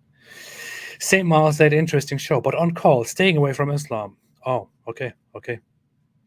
Have fun, and thank you. And Daryl said, next time use Tenorite for a big boom and page shredded everywhere. We were talking about that as well. Not sure what will happen in the future. And sent you an unlisted video of you and David introducing the Quran demolition. I know, I just watched it, White. Okay, I was talking about the rapist and sex trafficker. I said, can this indict? Oh yeah, what happened today is I actually wanted to make a stream where I respond to Candace Owens, because can this woman be even more dishonest? Candace Owens made a response video after everything that we said about her, and after people showed her that she's supporting a clearly guilty guy. And in her response video, she doubled down on defending Andrew Tate, accusing the victims of being liars. And I don't know, she just came with more and more ignorance. She is really just defending Andrew Tate, covering for him, making excuses for the guy who openly said on so many occasions that he used He explained the Loverboy method and explained on so many occasions that he did it, and she's just there defending him again and again and again and again, and it makes me sick. It makes me sick. Some people say, "Why do you talk so much about Andrew Tate? Why again Andrew Tate?" And I'm just, I feel like this is extremely important right now. So I didn't care that much about Andrew Tate before he was arrested. I don't know. Before he converted to Islam, I heard of him. Some people brought him up. I kept seeing him pop up on my phone on different social media platforms, and I thought, what kind of an idiot is this? Why would I listen to this moron? And I was disgusted by that guy because he was like a representation of everything that I have always kind of hated in my life. And I even made a post back then, long before he converted to Islam, saying that I don't want to talk about this guy. It's a waste of time to me. Then he converted to Islam, which drew my attention. And then I saw him using Islam and using Muslims. And it was clear that he's not really a Muslim. He doesn't really believe. And he's just pretending to be a Muslim. He has ulterior motives. And it's like a transaction is happening. The Islamists also use him for publicity and use him to impress others. I saw that, and I got more interested in actually countering this guy. And then I looked into the evidence. But at some point, the more I researched who Andrew Tate is, what he did in the past, and what he is still doing now, it changed into something else. It became, it stopped being about Islam to me. And it became all about what Andrew Tate is and the things he has done. I could take advantage of Andrew Tate being a Muslim, right? And I could use this against Islam. I could mention Islam whenever I talk about Andrew Tate. I could call him a typical Muslim. I could do all of these things if like taking advantage of the situation and using it for my own business or for my own goals, or for my own agenda was all I cared about. But to me, I have to be honest, he is not even a Muslim. I don't even want to call him a Muslim. He doesn't care about Islam. I think to him, this is all just a grift and a strategic move. Tristan Tate said that he was offered benefits to convert to Islam, benefits in the Middle East, but he rejected it because he would find it disingenuous. And Tristan Tate is such a dumb individual that he said that despite his brother probably being offered the same, because why did his brother convert to Islam, right? It's immediately the question arises. So you were offered benefits in the Middle East to convert to Islam, but you reject it because you think that's disingenuous. So how about your brother? Didn't he convert around the same time after meeting with people in the Middle East? Was he offered benefits? Did he accept those benefits? Did you guys make a deal? Did you do this whole thing where you are a Muslim and you are a Christian, and the two of you will try to appeal to Christians and to Muslims? Of course, with the Christians it failed, but Muslims will just embrace them no matter what they do. So to me, Andrew Tate is just taking advantage of Islam and of Muslims. I don't think that Islam has anything to do with anything, except, of course, that Islam is suitable with his whole idea of women as tools and as objects, and with his hate and everything that he has.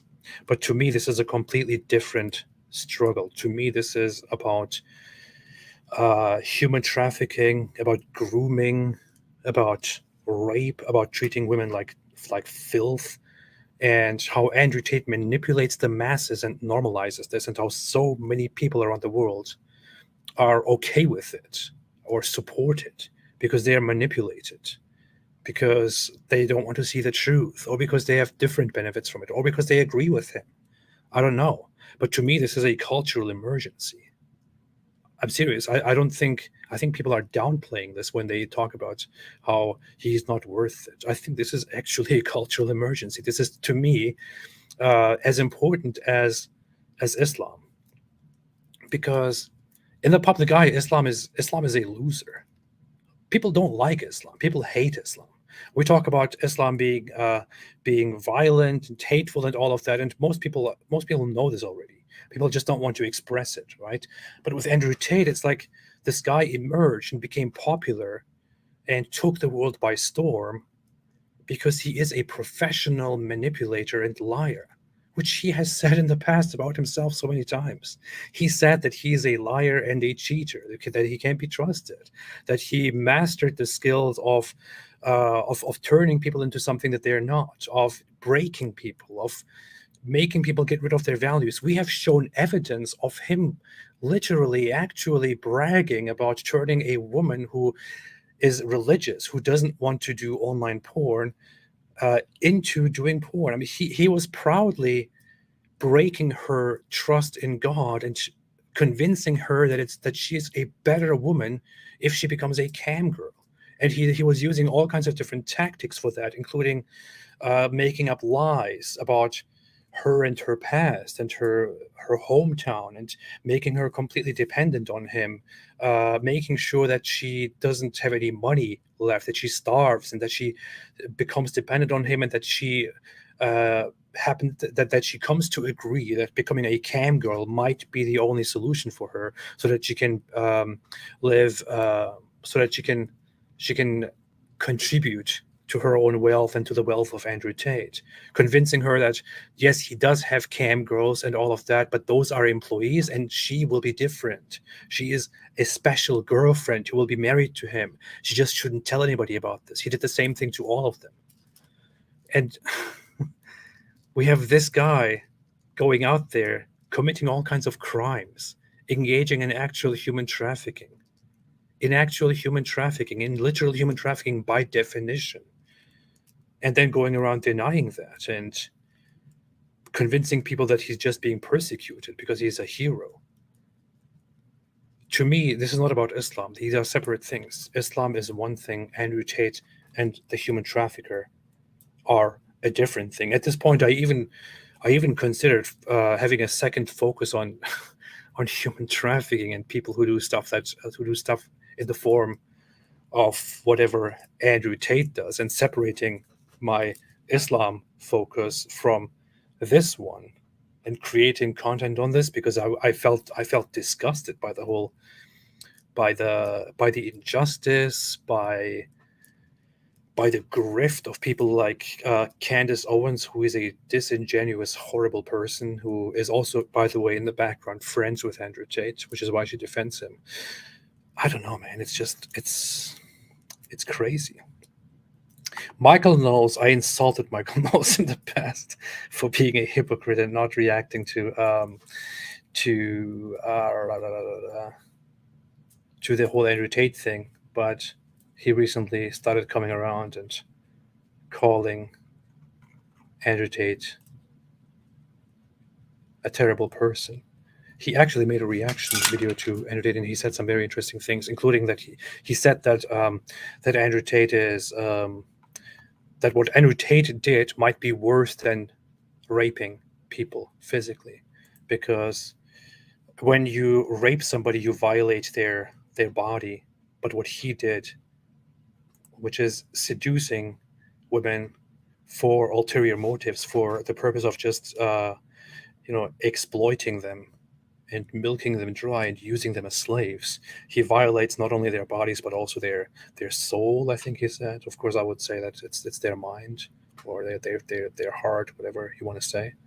But that's what he was pointing out. So he finally woke up and turned against him, and that's good.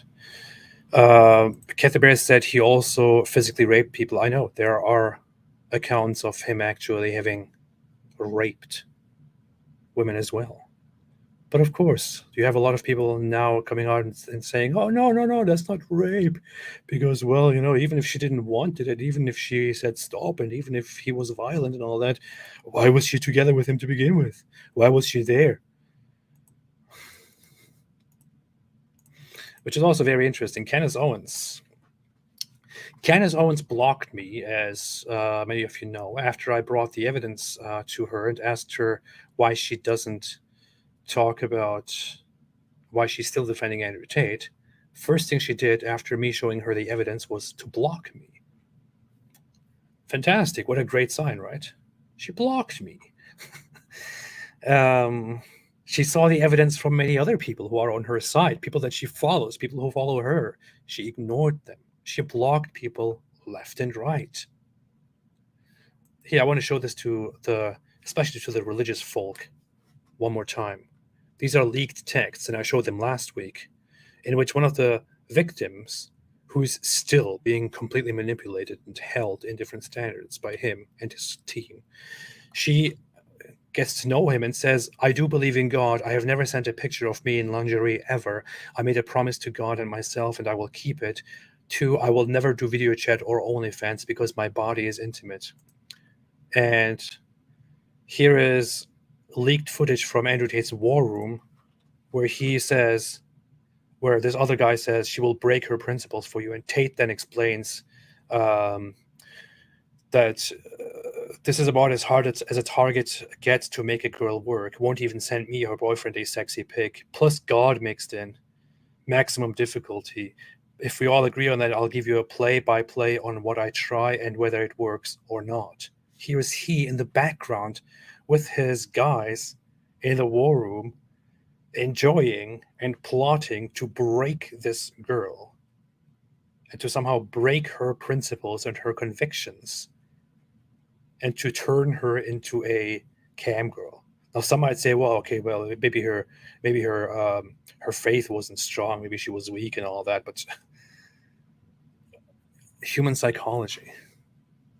Humans can be manipulated by different means, by manipulation, by deliberate manipulation, by being given false promises. You can play with someone's emotions and change them, making them think that they are actually doing the right thing, making them think that they should listen this time. You can make people break their principles, which is why you're not supposed to. Which is why torturing people for confessions is considered illegal, because you can torture people and get different things out of them. You can manipulate, you can scam people. He says it may not work, but it's definitely maximum difficulty. The God conviction stuff is hard to get over with religious girls. She doesn't want her friends to be right that I was using her for cam, because that's what he does. He says, same with the religious talk. Does she care about God? So to win, look at this part especially, I need to convince her that she's a better woman if she cams than if she doesn't. So he meets a woman, he does the PhD test, pimping host degree as he calls it. He rules that this woman is susceptible, that she is kind of submissive, that she's weak, that she's not very, very, very strong, that she can easily fall in love with him and become dependent on him. So he makes a plan on how to manipulate and break this woman and how to lie to her in the right way in order to change her. And he sees, okay, she has, although she's not a wonderful Christian, she does seemingly respect her belief in God and some of the traditions and principles. So, okay, that's difficult. I'm going to break that too, and I will convince her that she should just get over that and become a cam girl so that she can make me money. That's the guy. That's the guy we're dealing with. And people really stand up for this guy.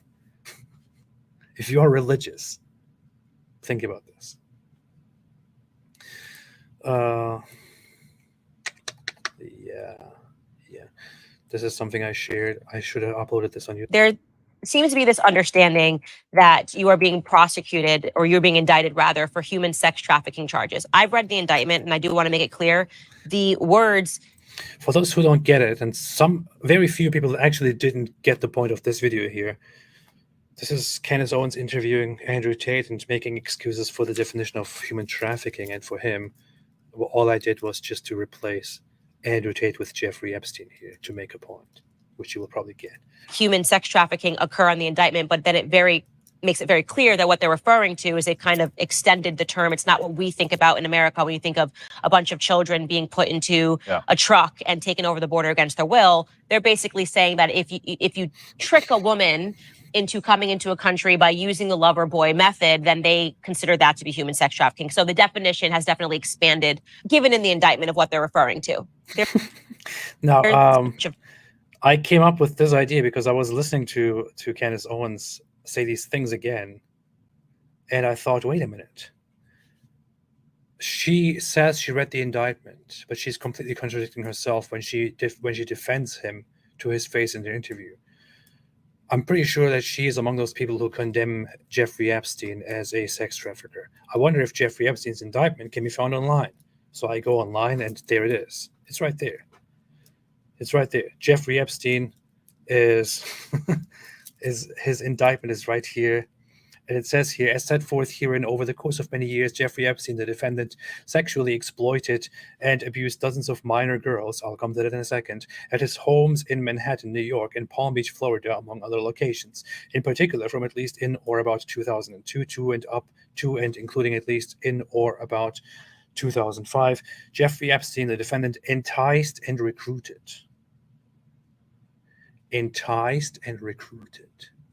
and caused to be enticed and recruited minor girls to visit his mansion in Manhattan, New York, and his estate in Palm Beach, Florida, to engage in sex acts with them, after which he would give the victims hundreds of dollars in cash. Moreover, in order to maintain and increase his supply of victims, Epstein also paid certain of his victims to recruit additional girls. What did we just see? So, according to the indictment, the evidence, the conviction, the documentation, everything we have, Jeffrey Epstein is a sex trafficker, as all of us, including Candace Owens, agree.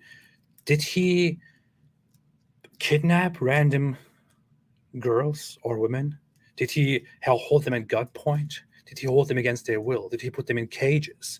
Did he put them in shipping containers and transfer them across borders? Did he do any of these things? No, he did not. He did none of those things. So if Candace Owens thinks that Andrew Tate is not really a sex trafficker because it seems like an expanded definition of sex trafficking to make him guilty, because obviously, he didn't do any of those things that you see in those dumb action movies, like kidnapping children and putting them in cages. That's why it's not human trafficking.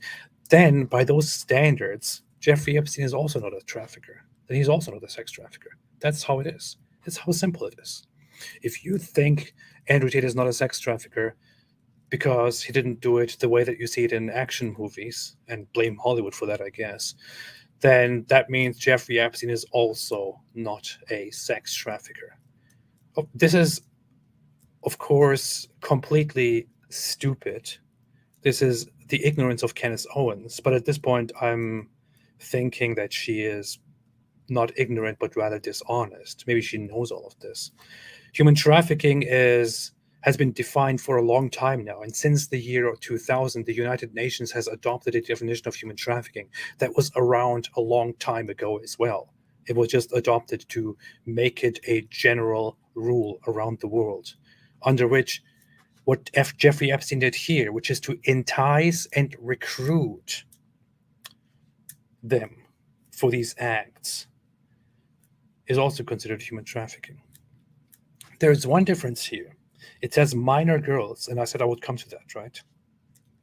Minor girls, which is why Jeffrey Epstein is often called a child trafficker or a pedophile or a child abuser and all of that. The issue with this is that even the court documents will tell you that the youngest victim of Jeffrey Epstein was, was 14 years old. Youngest documented victim. There are some rumors about others, but the youngest victim documented is 14 years old. I have a bunch of articles here, but I want to come to the actual official document that says that. I had that up. I should have changed. I kind of did that on the road. Where's the file?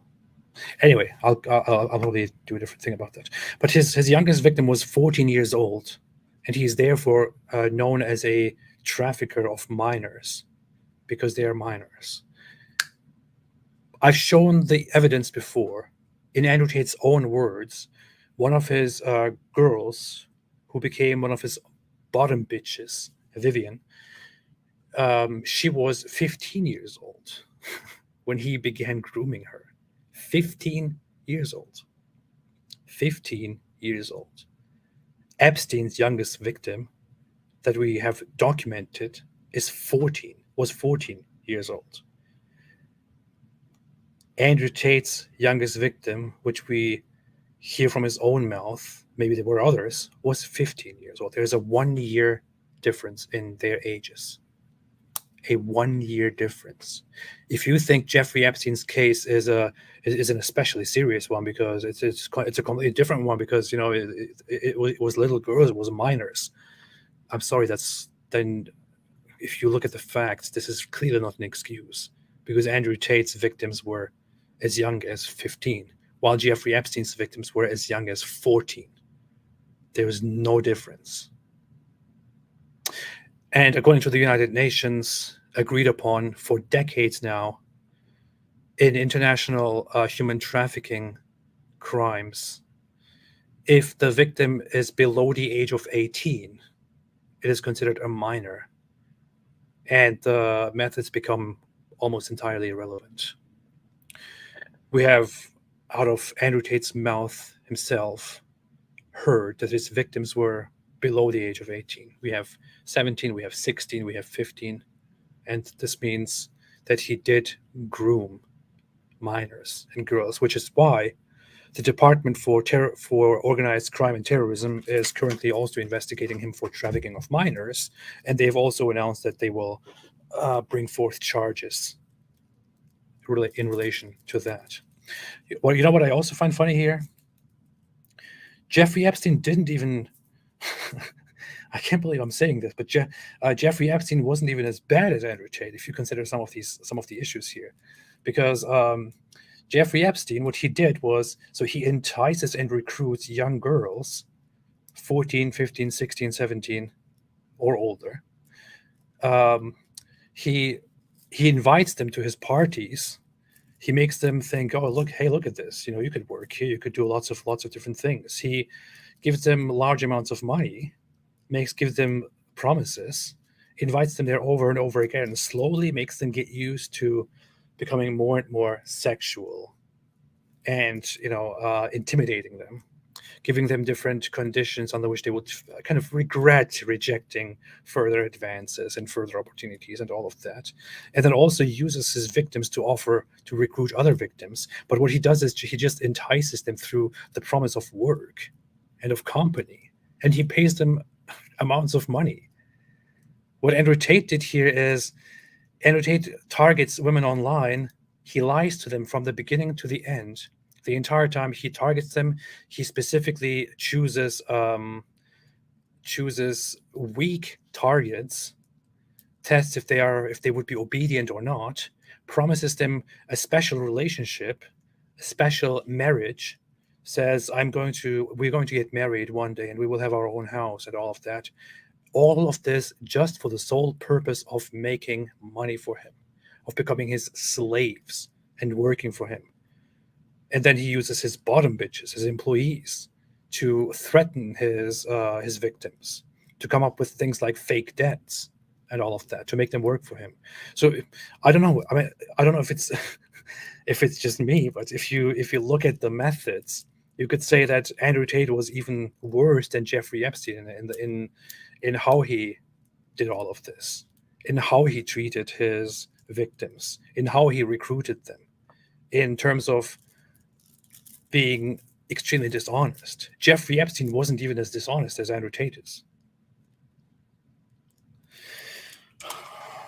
It's sickening that that people think that the guy is not guilty. He is guilty. Some people come and say, "Oh, it's innocent until proven guilty." That is something that concerns the law. if somebody tells you over and over again that he went around killing random people, and then later he's like, oh no, I never murdered people, it doesn't matter if he admits to murdering people or not, or if the courts have officially declared him a murderer or not. We already know that he murdered people.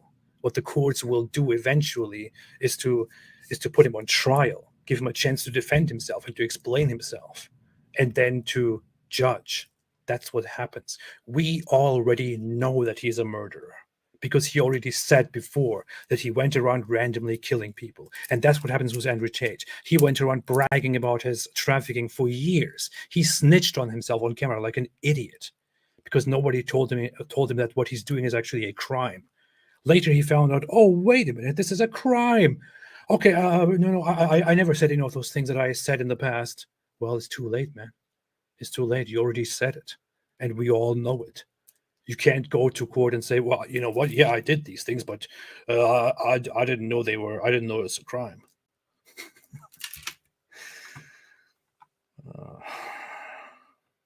He's a groomer. He's a sex trafficker, and most likely a rapist as well. So yeah, Kenneth Owens blocked me as a result of that.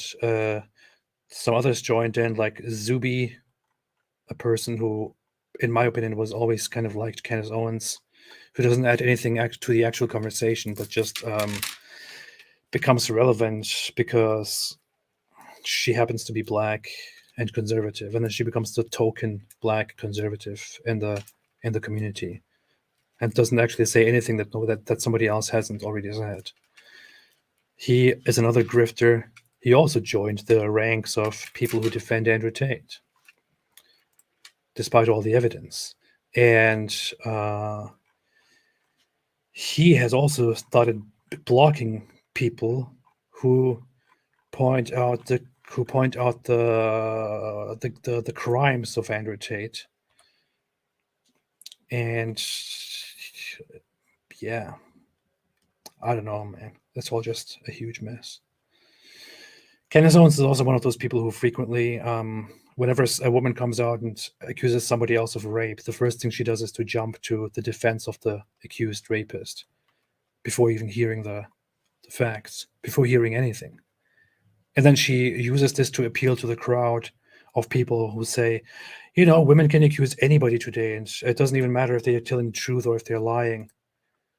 But what she does in that process, in order to appeal to those people, is she starts defending the accused before even knowing any facts, before even seeing any facts. So she does the very thing that she accuses others of.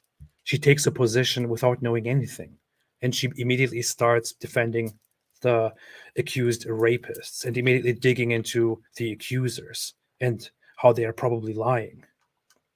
Pretty sure she's a grifter. She does that for the grift because it makes her popular among certain people. Zuby is the same. He is also a grifter. Tristan Tate just blocked me, I think today or yesterday or something. I could still see his account. I didn't even interact with him for days. For some reason, he blocked me. Unfortunately, it's very sad. But man, the fight here continues, and I know there is a lot to talk about when it comes to Islam, and I would like to talk a lot about Islam. But I feel like right now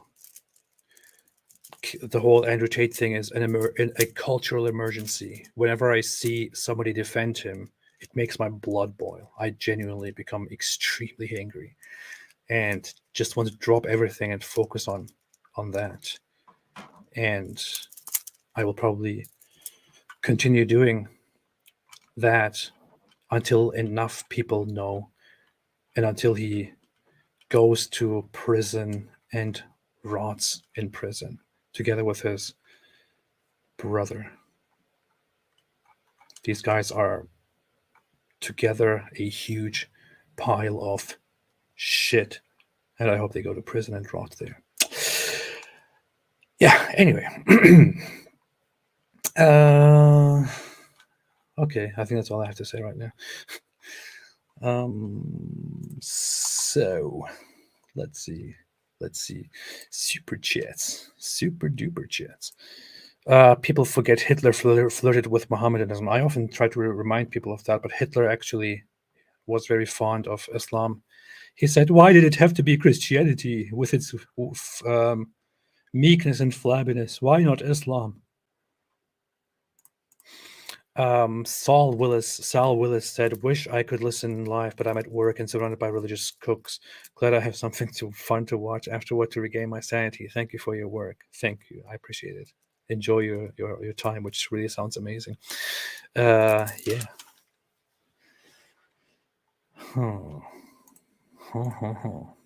Mia Nagibi said, "Just saw another video of Candace Owens. Again, she was saying that the old videos had nothing to do with the case. She is a..." I know what you're talking about, because just when I was about to go live, I saw that she premiered a new video. And I briefly wanted to listen, and there she is again. There she is again. After seeing the evidence shown to her by everybody, after undeniably seeing the evidence, still repeating the lie that the old footages of Andrew Tate, in which he admits to his crimes and in which he talks about women as tools, have nothing to do with the case.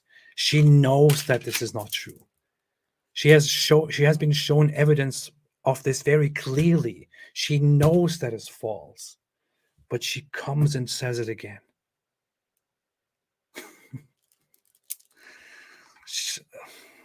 She's a grifter. A grifter. She is a complete grifter. She takes advantage of the situation. And I mean, can you blame them? I've not heard anything from what's that guy's name? Paul Joseph Watson, about Andrew Tate, and I don't want to assume anything in his name. And I hope he'll be one of those people who actually don't agree with Andrew Tate after everything. Because although I have lots of disagreements with that guy, I think he has some principles. But earlier I saw some photos, and let me see. Some people posted them in reaction to stuff that I posted. Earlier I saw some photos where you could see that Zuby loves Andrew Tate, and that Candace Owens also loves Andrew Tate, and that these people met in person, and they were very nice to each other, very cool with each other, and they are still friends. Where's that man? Anyway, so there are photos of Zuby meeting with Andrew Tate and Candace Owens meeting with Andrew Tate and being very, very close and stuff like that. So it's no surprise to me that they stick together and defend each other, even if it comes out that one of them is a rapist. Oh, what? PJW has also been accused of rape. Okay, I don't know anything about the facts. I can't say anything if I don't know anything about the facts. I don't know about this. I can't say anything about that. I haven't heard anything, so. Wait, really? Paul Joseph Watson. Rape.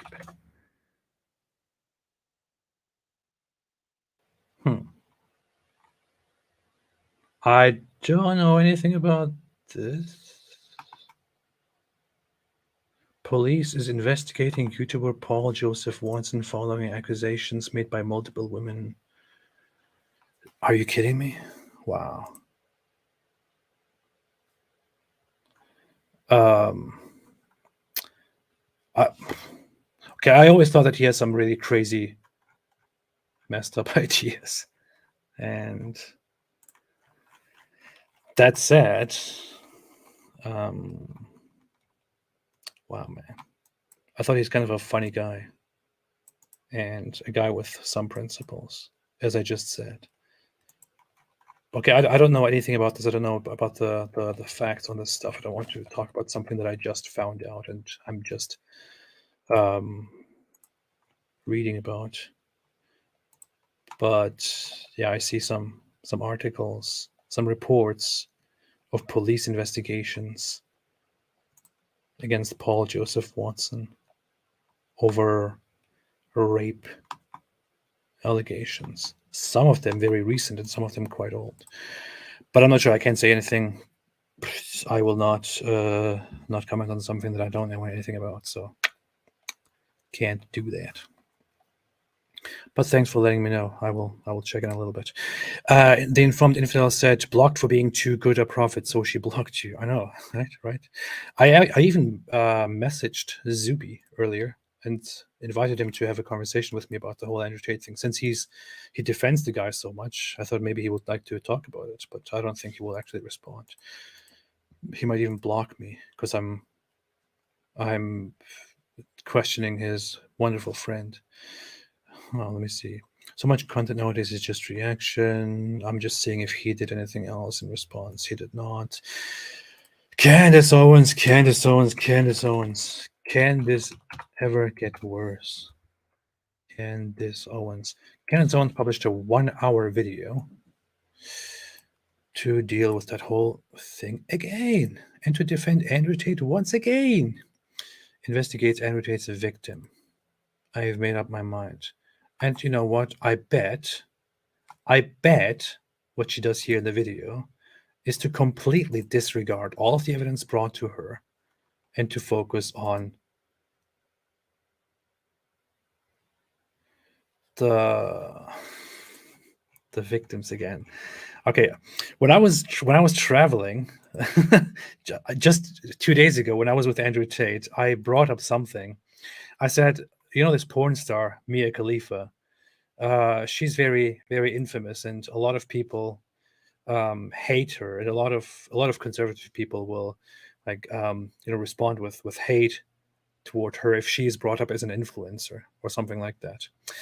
And but at the same time, those very same people will support Andrew Tate, who built his entire wealth with porn, because he's not the actor. He's just the guy who employs all of these actors who cause all of the corruption that they complain about. He's the one who employs these. Did I just say that? You just said when I was with Andrew Tate. Okay, I wasn't with Andrew Tate. When I was with David Wood, that's what I meant. When I was with David Wood, I wasn't with Andrew Tate. When I was with David Wood, I told him that that these people are so inconsistent that they will bash an ex-porn star who doesn't even do porn, who did porn like many years ago because she was once a porn star, but they will be all loving toward the guy who is a porn boss up until this day and who says he didn't, and who says he doesn't regret it.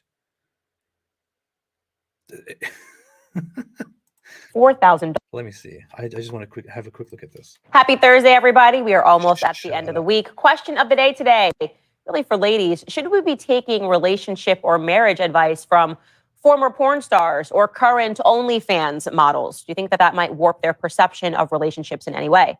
I'm asking because Mia Khalifa, a former porn star, has come out with some pretty strong advice for women when it comes to marriage. I'm really containing my my anger here. Wow, you dishonest, absolute, hypocritical, miserable, horrible piece of shit, Candace Owens. Wow. Do you see the complete hypocrisy here? And models. Do you think that might warp their... Happy Thursday, everybody. We are almost at the end of the week. Question of the day today, really for ladies. Should we be taking relationship or marriage advice from former porn stars or current OnlyFans models? Do you think that might warp their perception of relationships in any way? I'm asking because Mia Khalifa, a former porn star, has come out with some pretty strong advice for women when it comes to marriage. And now we go over to her video with Andrew Tate. That happened 10 years ago. I have absolutely nothing to do with the correct case. Absolutely zero. Take advice. What, you've just been someone's daughter? Love it. They do love it. they do usually have dire consequences to all of our lives. Right. So I would say, I'm like, what the? And I guarantee you. Let's see. Let me go into the transcript here and look for a few words here. Inspiration, inspire toward marriage. Slope that we want there. So somebody was trying to inspire men as much money as possible. No, but there were several points here. A teenage boy's dream. But if you want to inspire the next generation, how else are you going to do it, right? You have to have the So what is the slope that we want then? Okay, then we should aspire towards heterosexual relationships. We should aspire towards marriage. We should, and this is the mold that I am selling all the time. Wouldn't have said this 10 years. Men. There was a lot of talk about inspiring men. Okay, if I just Google men, if I just search for men, I will get all kinds of men arguments. Okay, but so here in this video of her interviewing Andrew Tate, she praised him to no end for being such an inspiration to young men and for giving young men great values and all of that. Meanwhile, here she makes a video in which she, with the smug that she always has, says, should we be taking advice from a former porn star or OnlyFans model? Marriage advice for women. I don't know how else I could make this possibly clearer, but wow, man. Anything here to demonstrate for the stupid people, for the extra stupid? I don't even know. So here's a piece of paper, right? Okay, actually, you know what? Let me draw this for the extra retarded people here. So draw something here. Let's draw something together. Here. All right. Okay. So here we have a transparent background, right? All right. So now let's make here a very white background, very plain white background, just so it can be easily understandable for everybody, right? Okay. Now let's draw a line here in the middle of it. Let's draw a line here. This is where we draw the line.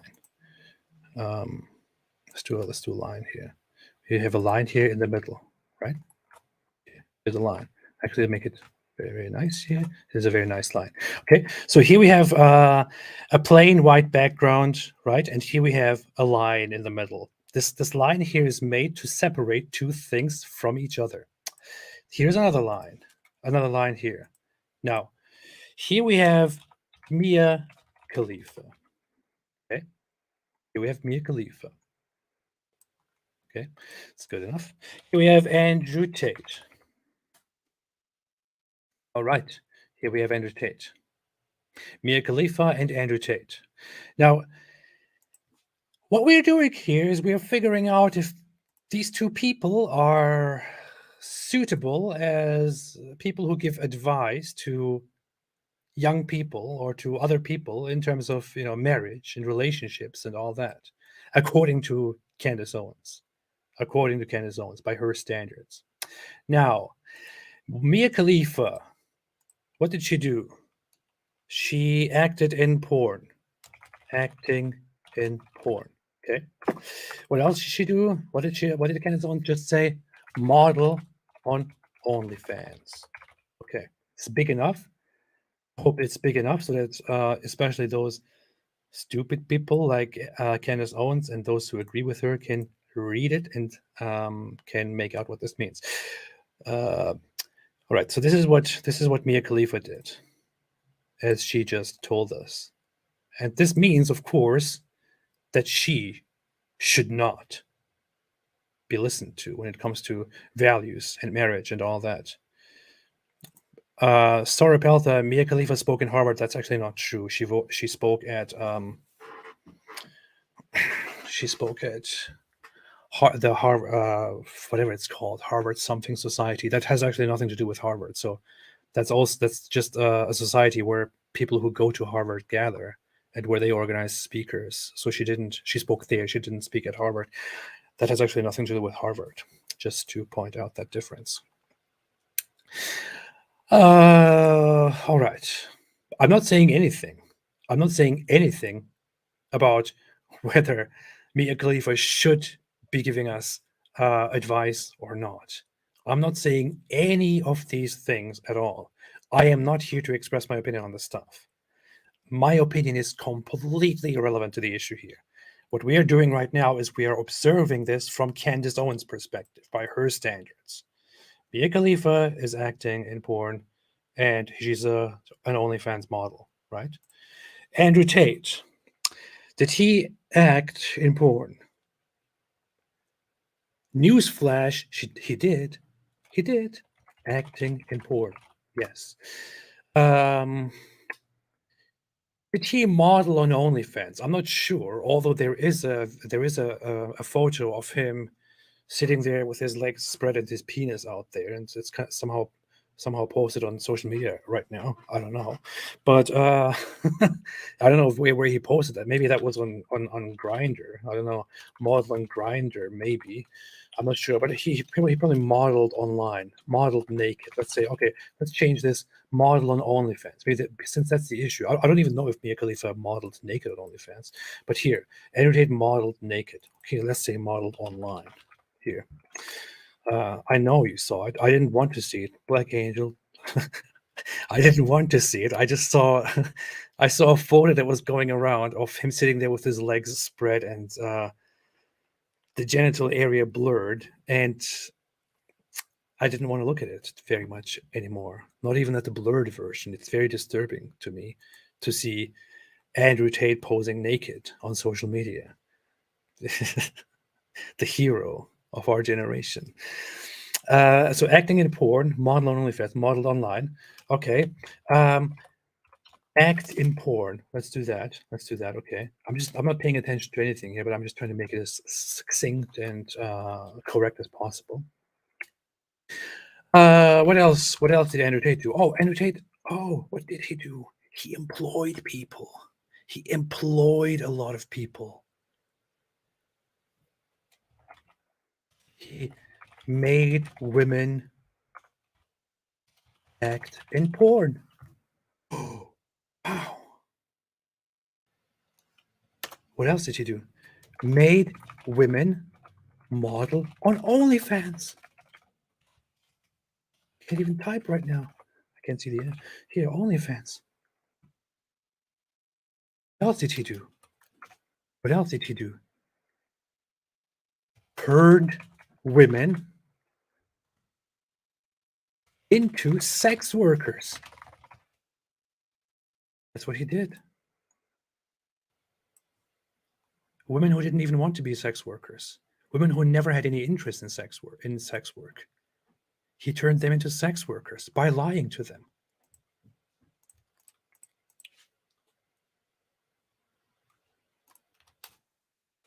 Through deception. Huh. Here we have it. Mia Khalifa acted in porn and modeled on OnlyFans, which is why, should we really be listening to her? Andrew Tate, on the other hand, acted in porn, modeled naked online. Let's do that as well. Naked. Made women act in porn, made women model on OnlyFans, turned women into sex workers through deception. Oh yeah, that's also important to add. Rape. Raped women. Doesn't even fit here anymore. I have to make it smaller now. Just like Candace Owens' brain.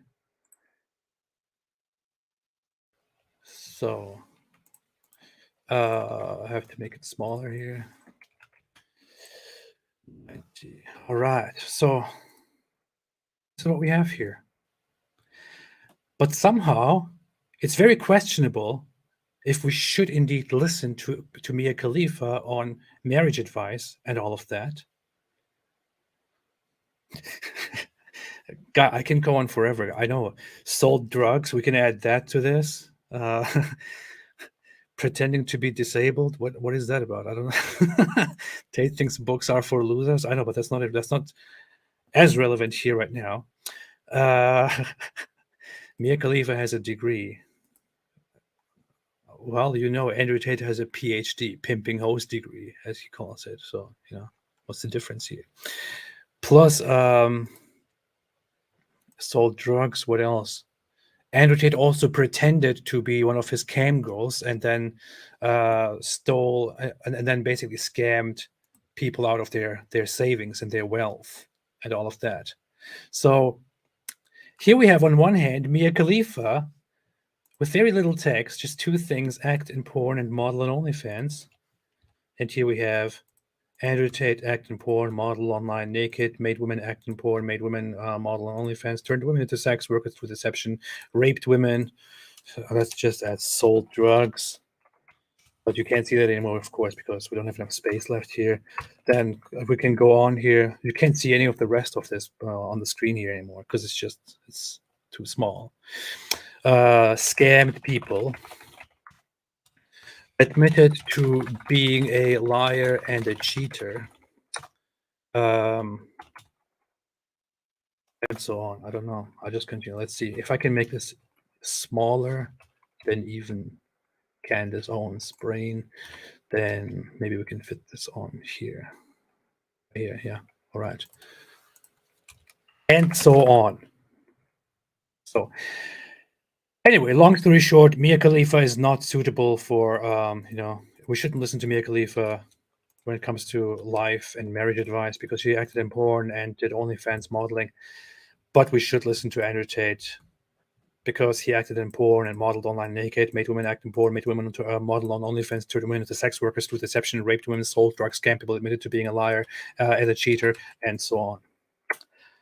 Oh, it makes so much sense. It makes so much sense, right? Candace Owens, thank you. Thank you for being so amazing. Wow. Look at that. Look at your brilliant values here. Look at your brilliant, wonderful values. Wow. Wow. These are your beautiful standards, Candace Owens. Thank you.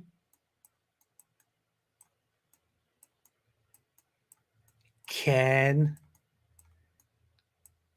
this heart. I hope you appreciate this, Candace. Thank you. Wonderful. I will save this. I want to send this to her. Wait. Okay. My wife just said something that is that I didn't even think about. They both pretended to be Muslim.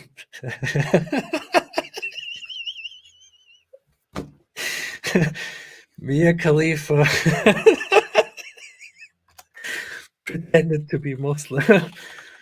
Oh, God. Pretended to be Muslim. If you know, then you know what we're talking about. Oh, boy. And Andrew Tate also pretended to be Muslim. Oh, boy. Pretends to be Muslim. So one of the reasons why Mia Khalifa became so famous is for a specific porn video in which she plays the role of a Muslim woman wearing a hijab, together with her sister or something who is also wearing a hijab and who's also pretending to be a Muslim. That was one of those Mia Khalifa porn videos for which she's famous. So, yeah, she also pretended to be a Muslim. That's a good point. Oh, man. I didn't even think about that. I didn't even think about that. That makes much more sense now.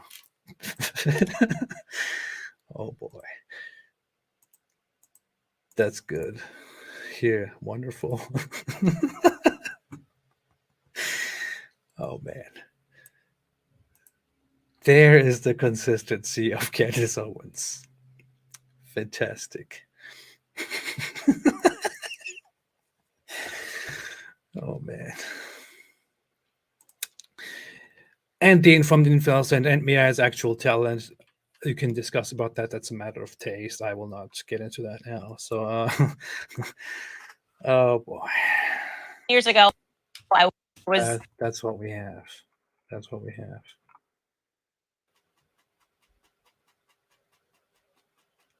Yeah, but the same people who think, whoa, of course we shouldn't get marriage advice from Candace Owens because she wasn't born. Like, and of course we should allow Andrew Tate to teach us everything, although he was the boss of porn actors and OnlyFans models. Dumbass idiots. Hypocrites, complete hypocrites. L, what are you doing here? You're still live? Of course I'm live. What are you talking about? I'm always live. But hey, thanks for dropping by or on or something. I don't know. Okay, I'm so done. I kind of want to listen to this whole Candace Owens thing, but it's an hour long and it's an hour full of garbage again. I'll probably listen to it later. And there's also, by the way, Daniel Kikichu having a debate with Jay Dyer, which I did not see any bit of it, but Jay Dyer totally crushing it. And Daniel Kikichu is probably not having any idea of what's going on here. I recommend you go and watch it because I will leave now. But let's see. Super chats.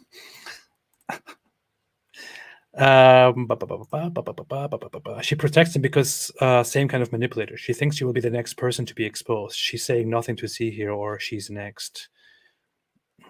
She also thought at some point that she could become the next president or the next Supreme Court person. Alberto pretending to be a woman over text to defraud men millions of dollars. Yeah. And I actually want to quickly bring something up here. I made a list.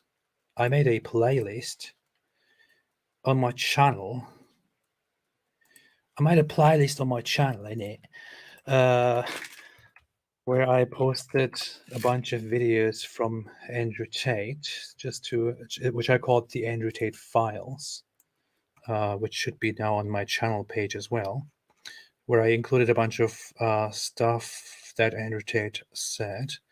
And there was this one part that I think I never showed on my channel before, and which I think is actually quite important to further understand what kind of a scumbag this guy is. But to be honest, I can't even remember what that was. So let's see. So for me, fighting was just an outlet, because if I didn't put it into fighting, I would end up in jail. But the majority of my money was actually made in the pimp game. I say that, people think I'm making it up. It's true. This is why I think I have a bit of a following on Twitter, because I have a unique resume. Like, there's a whole bunch of guys on, but not many, like world champion kickboxer, pimp, mafia associated criminal. Like, I've got all this stuff, and it was like, who is this dude? Like, surely it can't all be true. Well, it's all true. I had a fight coming up. The fight was too far away from money, and I needed money today. So I was sitting there thinking, how can I make money? What do I have that's worth money? Like, what do I have that I can even sell? And I was sitting there, and the only thing I had was all these girlfriends. I was sitting there writing down my assets. Like, what do I own? What do I possess? So I got these 7 hot chicks. Plus, I'm a master of the game. Long story short, I decided to start with webcam, and I flew all the girls into England. I needed money, man. I need to get paid. I didn't have time to be messing around. That's how I made it to the top. That's basically my story. I mean, I was a fighter, and because I had game, I just ended up in the pimp game, and I built this webcam business. And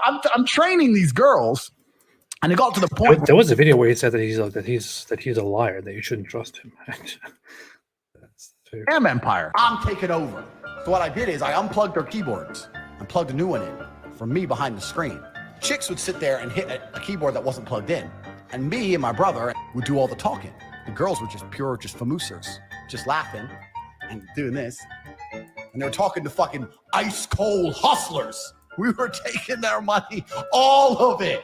Any girl who's around me long enough sees Tristan bring 4 or 5 girls a day inside. She goes, how do I know I'm not one of them girls? I'm like, baby, I'm the good brother. Yeah. And then Tristan will go, yeah, he's the good brother, and roll his eyes. She'll kind of be like, are they joking? Are they not? And it eases her into the idea. If she's around it for a few weeks and she sees Tristan doing all this and Tristan's making jokes, what they end up doing is laughing and joining in the jokes. They end up saying, Tristan, that last one, she really likes you. Which one's coming next? And like being his friend about it. Yeah. So when she's his friend about all the pimp pimping. It's harder for her to get mad at me when she catches me doing the pimping.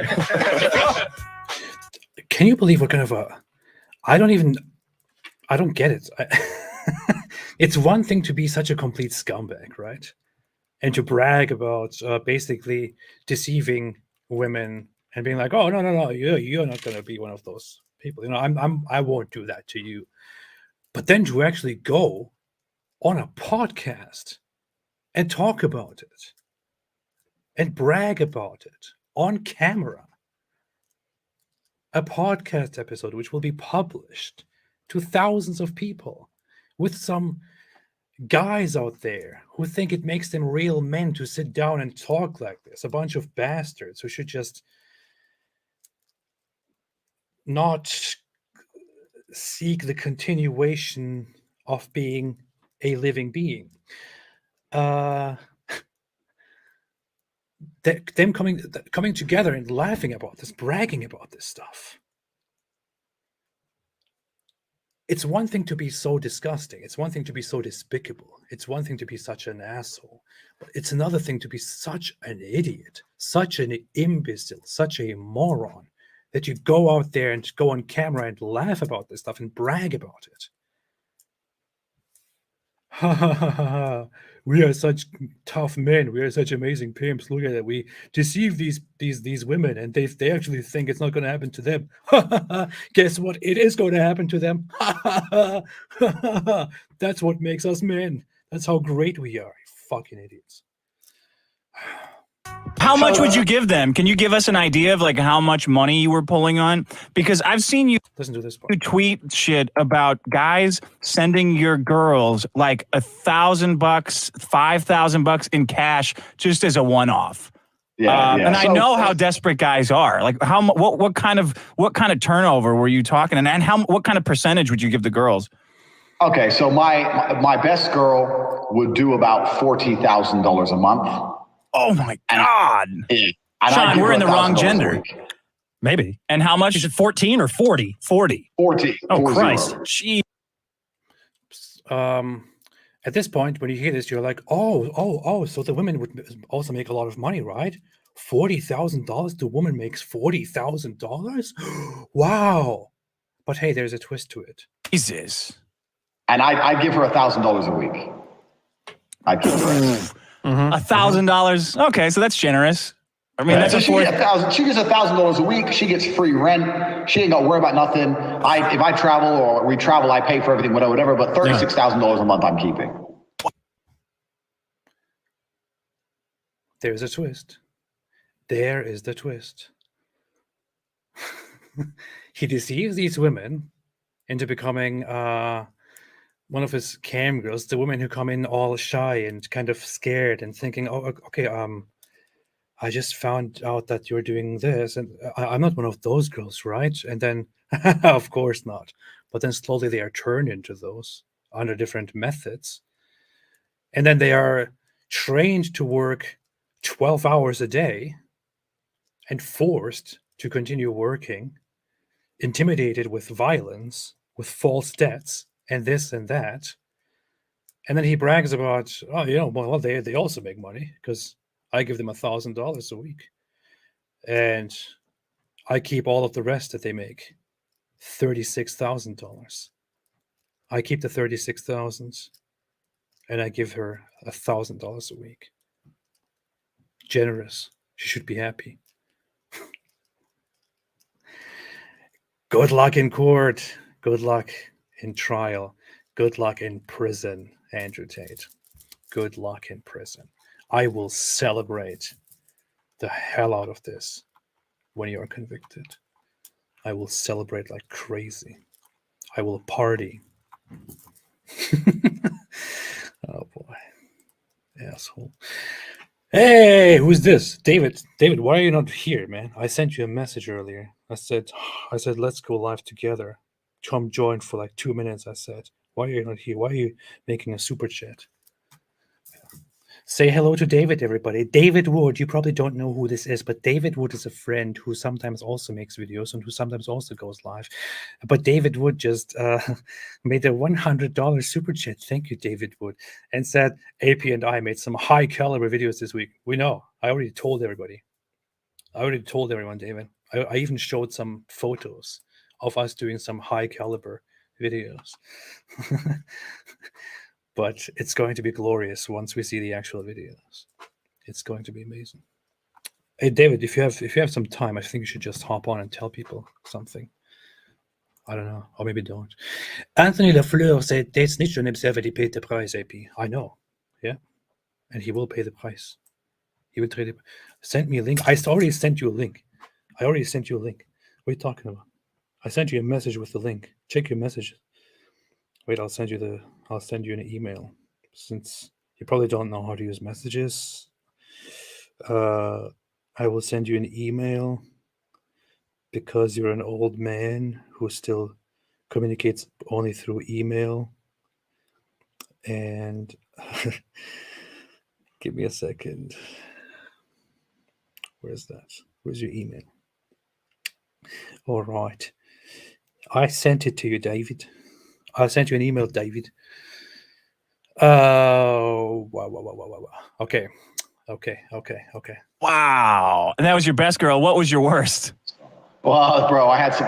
The first big money I ever made in my life, I first became a multimillionaire by running a webcam studio. So I had beautiful women sitting on computers talking to guys on webcams from all around the world. That's how I first made my money. And at one point, I had 75 women in 4 locations working for me, which was stressful and the wrong way to do it. I ended up removing my army and going to special forces of around 15 people, 15 girls.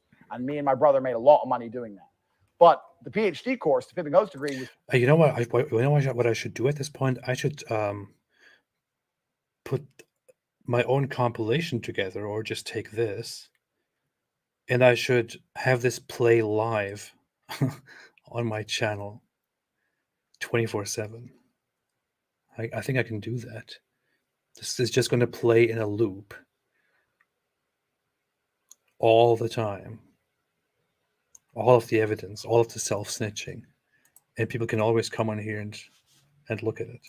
teaching people how I managed females in those scenarios. David, I sent you an email. How I controlled their emotions, how I convinced them to work and give me most of their money, how I convinced them to share me with other women, why they obeyed me. So it was never so much about out there picking girls. It was actually something else. It was more about the psychology of things. And I was saying, look, I'm a theorist, here's the theory. Yeah. That's fine. And he's managed to be quite successful just doing that. If he were to start lying and saying, I'm fucking allowed out, I don't even have to fuck you. Forget the sex part. That's a distraction. My dick can stay in my pants. I'll just start beating the shit out of you. How about that? We walk in the bedroom. I start kicking your ass. No sex. No sex involved. But you cry then. Here's a little move. When I grab you by your neck and you start annoying me, trying to resist, and I just... Passports, man. If I fuck up and England wants me in jail, I can fly on a Nigerian passport, or an American, or an English, or a Polish, or an Estonian. Hey! Passports. What's up? Yo. What do you do? What is this? Where are you? Are you in Afghanistan? Do you hear me? You have an echo? I don't have an echo now. Do I need headphones? Nope. No echo, no problem. I hear an echo from you. Oh, you do? Yeah. That's terrible. You probably need headphones.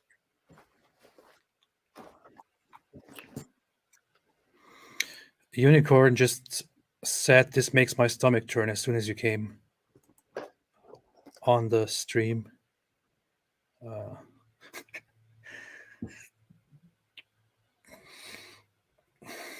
Oh, never mind. I'm hearing you through the YouTube video and the stream here. Never mind. All right, we're good, man. We're good. I don't have any equipment here, so I'm just on my crappy laptop. So I don't have a webcam or a microphone, so I don't know what I sound like or anything. That's understandable. What's up? Not much. Got a funny video I'm recording tomorrow. What video? Someone has agreed to portray Dylan Mulvaney. Someone who looks exactly like Dylan Mulvaney has agreed to play Dylan Mulvaney in a video where Dylan Mulvaney is disturbed that Muhammad, who pranced around in his child bride's nightie, did not support him. And Dylan is going to want to combine Bud Light and the Quran. Let's just say, I'll leave it at that. Yeah, did you come up with that idea? It sounds like something you do. Right? Was that your idea? I don't remember. No, he might have come up with the idea of playing the part, and I think I came up, and then no, a couple of people all like bolted together a couple ideas, and we're gonna Frankenstein this thing together. Who looks like Dylan? What was it? Who's that? I don't know names because this is something that could legitimately get someone murdered. If anyone's gonna get murdered here, it'll be me. So, or I'll just say it's me under there. It's obviously not, but oh, okay. They don't want none of this. They don't want none of this. What'd you tell everyone? I came on here and you're talking about Andrew Tate for the 78th time. Oh, I was just talking about how amazing I am and my channel is. I thought you were about to say how amazing Andrew Tate is. I was like, obviously, that's why he's top G. Oh yeah, I talked about that earlier. What I was doing earlier is this. I actually drew something here. You should see this. I don't know if you've seen this. You probably didn't see this. Probably missed it. But I actually drew something here to highlight the wonderful consistency of people like Candace Owens, who made a video in response to like Mia Khalifa giving marriage advice. And like there was a video of Mia Khalifa giving advice for marriage to people, and Candace Owens made a response video which he starts with: should somebody who is a former porn actress and an OnlyFans model be giving us advice on marriage? Should we listen to somebody like that? And remember when you and I were together the other day, I briefly mentioned to you precisely that dishonesty. How the same people who will condemn a former porn actress will just will promote and be completely fine with Andrew Tate, who is a porn boss and an OnlyFans boss, and who is still doing these things and doing them in a much more terrible way, right? But AP, he's so strong and manly, so he gets a free pass because he's a strong man. Yeah, he helped so many people around the world. He gave so many young men a purpose. He motivated them to become better people. He gave them amazing opportunities, right, David? Uh-huh. Yep.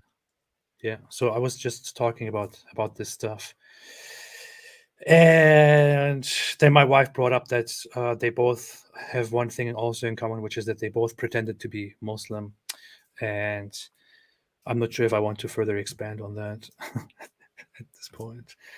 Oh, yeah. Yeah, she was in trouble over that, wasn't she? Wasn't she like targeted for, like threatened for that or something? Yeah, because she put on a hijab and acted as if she was a Muslim. She got a lot of threats for that stuff. I'll put on a hijab right now. What's anyone gonna do? Yeah. So yeah. That's what I said. That's what I told people. And then I was just talking about what a wonderful person Andrew Tate is and all of that. So yeah, that's what's up. That's what's going on here. So has anyone seen AP with the AK? Huh? AP with the AK? Huh? AP with the AK. AP 47. AP to the AK to the 47. I showed people a little bit of it. I showed people also you and I with the wait a minute here. Show people some of this wonderful food. Ooh, that looks interesting. What's happening here? Wait a minute. That looks promising. Very, very promising. You explain I'm not actually allowed to mess with guns, so I have a knife and a throwing star there. No, I explained to everybody that that you're pretending that you can't shoot, but in the background you did all the shooting. Oh yeah, that's funny. No, yeah, I did explain. I explained to everyone first off that you didn't pose with any guns because you're scared of guns. And Kate earlier she made this meme where they're doing this this ISIS thing, and she put a caption that said "free prostate exams." It's like everyone's just spouting off all these awesome ideas all day around here. I think she made that joke when I was there as well, too. Oh yeah, okay. Yeah, so I remember something like that.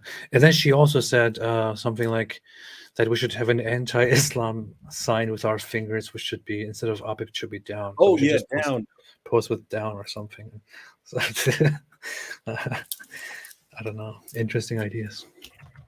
I also showed some of the Quran practice, Quran shooting practice, and how. I have no idea what you're talking about. I'm not in any scene shooting anything. No, not you. You didn't shoot. You just looked. I had no idea what was going on. Whatever you guys did when you were free time, when I was off camera, had nothing to do with me. Did you see this though? You know about this? You talked about this. What's that? Is that a hole in the Quran? Yeah, it's a hole in the Quran. Holes in the narrative. Yeah, smart. And I also brought this with me, of course. You know, I showed everyone this wonderful That is trophy. classic. That should be in the background of all your videos. It shall be. It shall be. One day I will put it in the background. It looks beautiful, man. You should have that like encased in gold and wear it as like a big bling. Oh yeah, like here. It would just be dangling here. It's beautiful. Maybe it can be reused. I don't know. Maybe it can still be. I could still try to read it or something. I don't know. I think our Quran demolition ranch might take off. Maybe. I don't know. It looks much better. You repeatedly saying how satisfying it was. So it was very satisfying. And what's crazy is, as much as people will whine and moan and wail while people are being slaughtered in the name of Allah, it's actually peaceful. You're not actually hurting any people. You're responding. You're using guns to respond, but it's still peaceful. You're not actually hitting people. Wow, you just dehumanized the Quran. Mm-hmm. Wow, you're saying the Oh Quran, yeah, I forgot. Quran The is, Quran will appear as a pale man. Yeah. At judgment and talk to people, and you just shot him. Shame on you. This is disgusting. You're saying the Quran is not a human. Wow. Wow. Terrible. I'll report you. You'll be canceled forever. But yeah, no, it was very satisfying. The whole shooting with the AK was amazing. It was amazing. And you also didn't see how I shot it. You were gone in that. I don't know what you did, where you went, but that was like It was boiling out there. I mean, I'm still red. I just kept going and sitting in the car for a couple minutes and turned on the AC for a couple minutes. I know, but I was you then I started shooting the Quran with the AK, and it was amazing. That's all right. There's video. I can still see it on video. There's like 3 camera angles of that. I started aiming at it, and I shoot and it jumps, and I aim at it and shoot again, it jumps further. I shoot again, it jumps further. And I just started unloading on it, and it was awesome. It was fantastic. Powerful stuff. Yeah, powerful stuff. This is, of course, proof that the Quran is not strong enough, and Allah does not protect it. So, yeah, we thought about we thought about making like a joke video first, where you keep trying to shoot the Quran but you can't hit it, and then releasing that first so we can see. Man, no matter what we tried, we couldn't hit the Quran. Like, watch all the jihad. You see, the Quran is invincible. This is the proof, and then post the real one. yeah. I thought later on my way home, I thought we should have done a thing, wearing a bulletproof vest and then holding a Quran, and then somebody shooting at it, and then acting like as if the Quran protected you. Hey, you remember when I was trying to get people to shoot a Quran out of my hand, and like no one would even think about it? What kind of a dumb idea would that even be? We are standing there. I mean, a bunch of people were capable of hitting bullseyes and stuff, especially with so there's no danger. I mean, the Quran's like that big. I mean, like. I'm pretty sure a lot of us would have actually hit, aimed correctly and hit the Quran, but that's not the issue. I'm serious. This is not just something that David is saying right now. We arrived there. We are at the shooting range. We're talking about the things we're supposed to do, and David suddenly comes up with the amazing idea. He's like, "Hey, how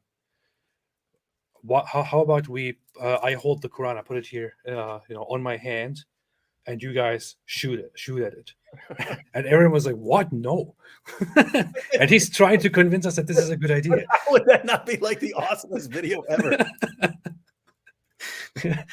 Oh boy. I don't know. Even somebody who is like who trusts himself really well with the aiming would probably not do that.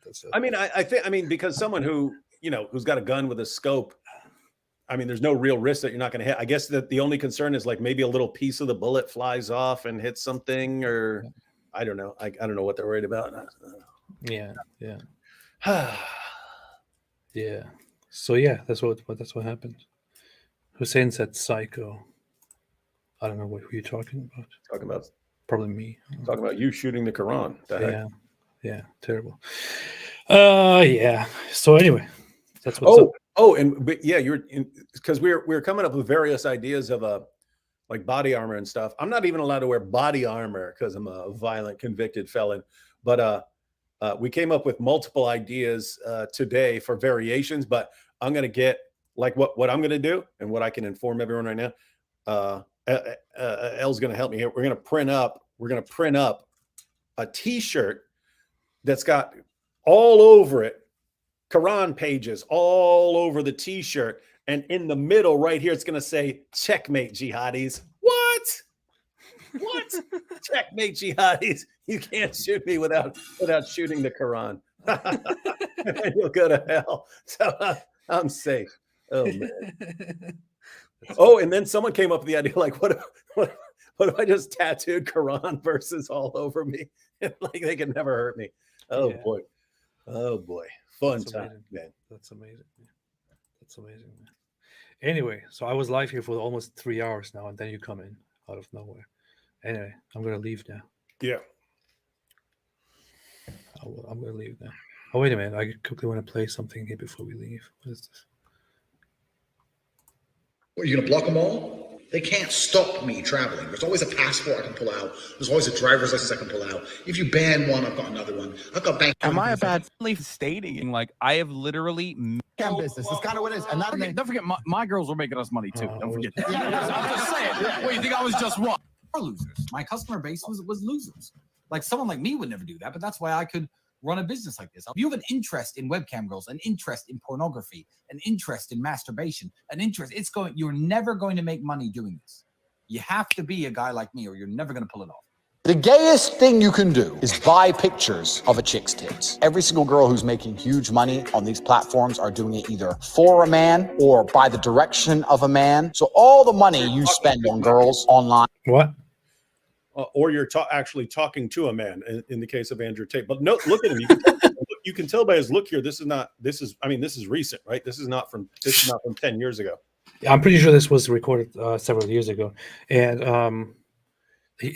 what he's saying is not even true. Like in today's time, it's like a lot of people do this independently. He's acting like just because he is a deceptive pimp, that's what everybody else also does. Mm-hmm. So ends up going to a dude. It's effectively gay. And also, I like Eastern Europe as a whole because corruption's far more accessible. I find it offensive that a police officer in England will stop me for speeding and then refuse to take a bribe and pretend that... No, but I'll tell you why. Because he'll sit there and go, no, this is the law and order, and pretend that the law means something and fuck me over. But if you're a billionaire or if you're Boris Johnson, you can go to Epstein's Island, you can fucking throw parties during COVID, you can do whatever the fuck you want, right? So the whole idea of law and order is a lie. The whole idea of it's bullshit. It's just about if you're high enough, you can throw it all away. I'd rather be in a society where if I'm in Prague and they stop me for speeding and they say, bro, you were speeding. Oh, here's $50. All right, cool. Bye. If corruption exists, which it does, let us all play. Why do only they get to play and I don't get to play? What is freedom to you, Dave? Freedom to me, it's like being able to do whatever you want. Do you think you can do whatever you want in America? No. I live in Romania, right? Romania is not a free country, technically. Do you think I could get away with doing more here than I could do in America? If I already get my shear on and drive at 200 miles an hour down the high street in the middle of the city, you think I get in more trouble here or more trouble in America? Probably in America, but it does depend who you are. There's plenty of people who've gotten away with things in America. It's like, how the fuck did they get away with that? Correct. So this is the exact point. Every single system, all of them are corrupt. The judicial system's corrupt. The medical system is corrupt. The financial system's corrupt. It's all corrupt. It's all a matter of who you are. Now, in America, The game is limited to ultra billionaires who control the government, as you've said. In other countries, anyone with money and some basic social skills and some nice friends can play the game. If we're going to accept that every single system on the planet is corrupt, why would you live in a place where you cannot access the corruption? Does that make sense logically? Or would you rather live in a system where you can say, you know what, I am important enough within said society that if the police stop me, I can give them $10 and they'll fuck off. You know what's so funny about all of this? He's here, he's here bragging about all of this and acting like, well, you know, I can do whatever I want here. You know, I take advantage of corruption, and you know, I pay money, and that's why I'm here. And then he gets in trouble in an international case, and he's like, oh, hell no, this is injustice. I'm being persecuted. They have nothing on me. This is just injustice. They want to get rid of me because they don't like me. It's the Matrix. Yeah. What actually concerns me most is like, if this guy and all the stuff he's done and admitted to and bragged about it for years can just say the right things for people and just be given a complete free pass, he's not the last one. Even if he goes to prison, there are other people who are watching going, ooh, I can do that. I can do that too. Yeah. And so we're going to, and notice if someone comes along who's doing all the exact same things, but just not running his mouth like an idiot all the time. I mean, how you even gonna think about stopping? I mean, the only reason people are able to really like throw stuff in Tate's face is because he ran his mouth for so long. If someone could be doing the exact same things and not be such an idiot, and how are they going to get him? And how would you expose him if he like is just putting on a total front? Yeah, that's how it is. There's one more part. Even though the Romanian politicians, and I have very high friends in Romania, and I have casinos in Romania which I've been trying to reopen. So I've had meetings with high-level Romanian politicians offering them bribes, and they've sat there and said, we know Corona's bullshit, but the EU is giving us relief funds, billions and billions, we have to comply with make lockdowns. We're all sitting there with no masks. Everyone knows shadow figures are in charge of all this junk. Why does everyone think we're mafia? We're not mafia. Like, we don't run around with machine guns. I mean, obviously we have guns. Our house is full of machetes. Can you imagine being such a dumb criminal that you actually go on camera and you're like, oh yeah, we bribe officials. I bribe officials. I bribe the government officials. I bribe people in Romania, and they accept bribes. No problem for us. We just do this. That's what you do. And then you're like, oh, they got me for nonsensical reasons because they want to suppress me, because they want to steal my wealth and my cars. They have nothing on me. It's the Matrix. What an idiot. No, I mean, think about it, because I've seen videos before, and they'll circulate like, just on Twitter, but making fun of some idiot who like went and did some crime, robbed a place, but then like mentioned it somewhere on Facebook or something like that, and he got caught, and everyone's like, that is the biggest idiot in the world. This guy did it for years, over and over and over again. And yeah, I did that. Oops, my lawyers just told me it's illegal. Nope, I never did it yet. Just taken out of context. This guy's hilarious, man. I said this earlier, but this is basically like a guy walking around for years explaining to everyone on camera. I used to go outside, or sometimes I go outside and I just randomly kill people. They didn't do anything to me, and there's no purpose behind it. I just go and kill them. It's fun. It's enjoyable, and nobody can do anything about this. It's nothing wrong. It's great. You should do it too. And then later he finds out that what he explained is actually a crime, and it's called murder. But he's not aware. He wasn't aware of that. Did any of that? So he's like, "Oh no, they accuse me of murder because it's the Matrix coming." It's the Matrix. And then all what? The Matrix? Ooh. Yeah, free him. Free that dude. Yeah. All I said was in the past that I would go around and have nice conversations with people and put an end to their lives. But is that really what they call murder nowadays? I mean, they just stretch the definition of anything, and Yeah, It's the Matrix. You pointed out Tate is smart, and I think he's smart in certain ways and really stupid in other ways. But I mean, I was locked up for years, and I can say I've never seen anyone like I never came across plenty of dumb people, plenty of really, really stupid, idiotic morons I met in prison. No one ever self-snitched anywhere close to this. Like I'm talking, I never heard of anyone like even 5% of what this guy did. And he's like the tactical genius of the world. I wonder if Andrew Tate is like he has his guys and he's like, guys, find out who snitched on me. Guys, I want you to find out who snitched on me. Beat the crap out of them. Make an example out of them. I gotta put on my Andrew Tate costume. Find out whoever snitched on me and go kill him. And we might need Andrew Tate to meet Shake Your Booty. Definitely. I think that is a necessity at this point. Might need. Hey, Shake Your Booty could correct him on all the stupid things he the completely un-Islamic things he says whenever he's interviewed. Yeah, that would be good. That would be good. Look at his face. Get clear that 99% of laws only apply to the brokers, and that we live in a system now in the world where most things can be solved with money. Yeah. If you can fix a problem with money, either by buying a good lawyer or by paying a fine or by bribing a judge, then you don't have to fear the repercussions of X, right? By the way, this is why he'll say things that resonate with people. Like even now when he's saying this, like me, my brothers, we're all what's considered trailer park trash. And I know for a fact they treat like one of my brothers when he goes to jail, when he gets arrested for some drugs in his car, they treat that radically differently than they do if it's a politician's son or something like that, like radically differently. Like if it's a politician's son, how are we going to handle this quietly? And if it's my brother, lock him up 30 years. Yeah. But then this happens. The law, and the broke people have to abide or they go to jail, but the rich people get to break the law and just buy their way out of it. Yeah. So most crimes are socioeconomic crimes. Rich people are allowed to commit the crimes and poor people are not. Look at banks. They commit financial crimes every single day. They make $100 million, they pay a $20 million fine, and they bank the profit. This is normal. So anyway, the point I'm making is you're unique, but you're not important. You need to become important. Once you become important and you become rich, then you can ignore laws. Laws don't apply to me. I go out of this house. I leave this house, right? I get up. I leave the house. I get out the house.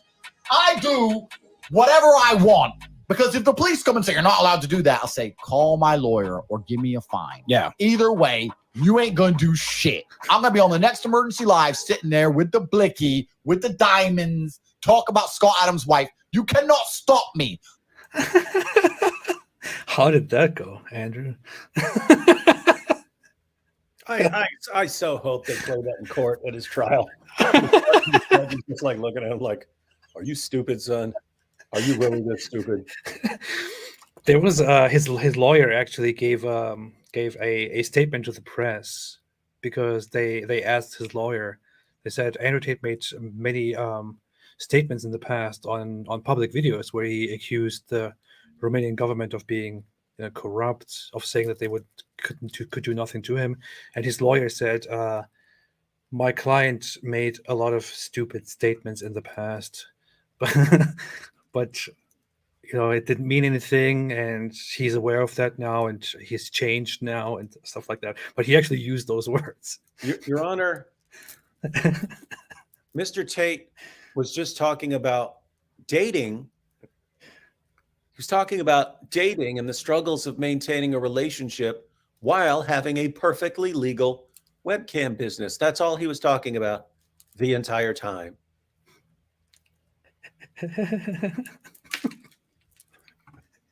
And when he was talking about bribes and corruption, all he was saying is that he likes to give gifts to important people who are in charge of keeping law and order. He supports the police. Yes, as a token of appreciation. Supporting the police. That's it. That's all he meant.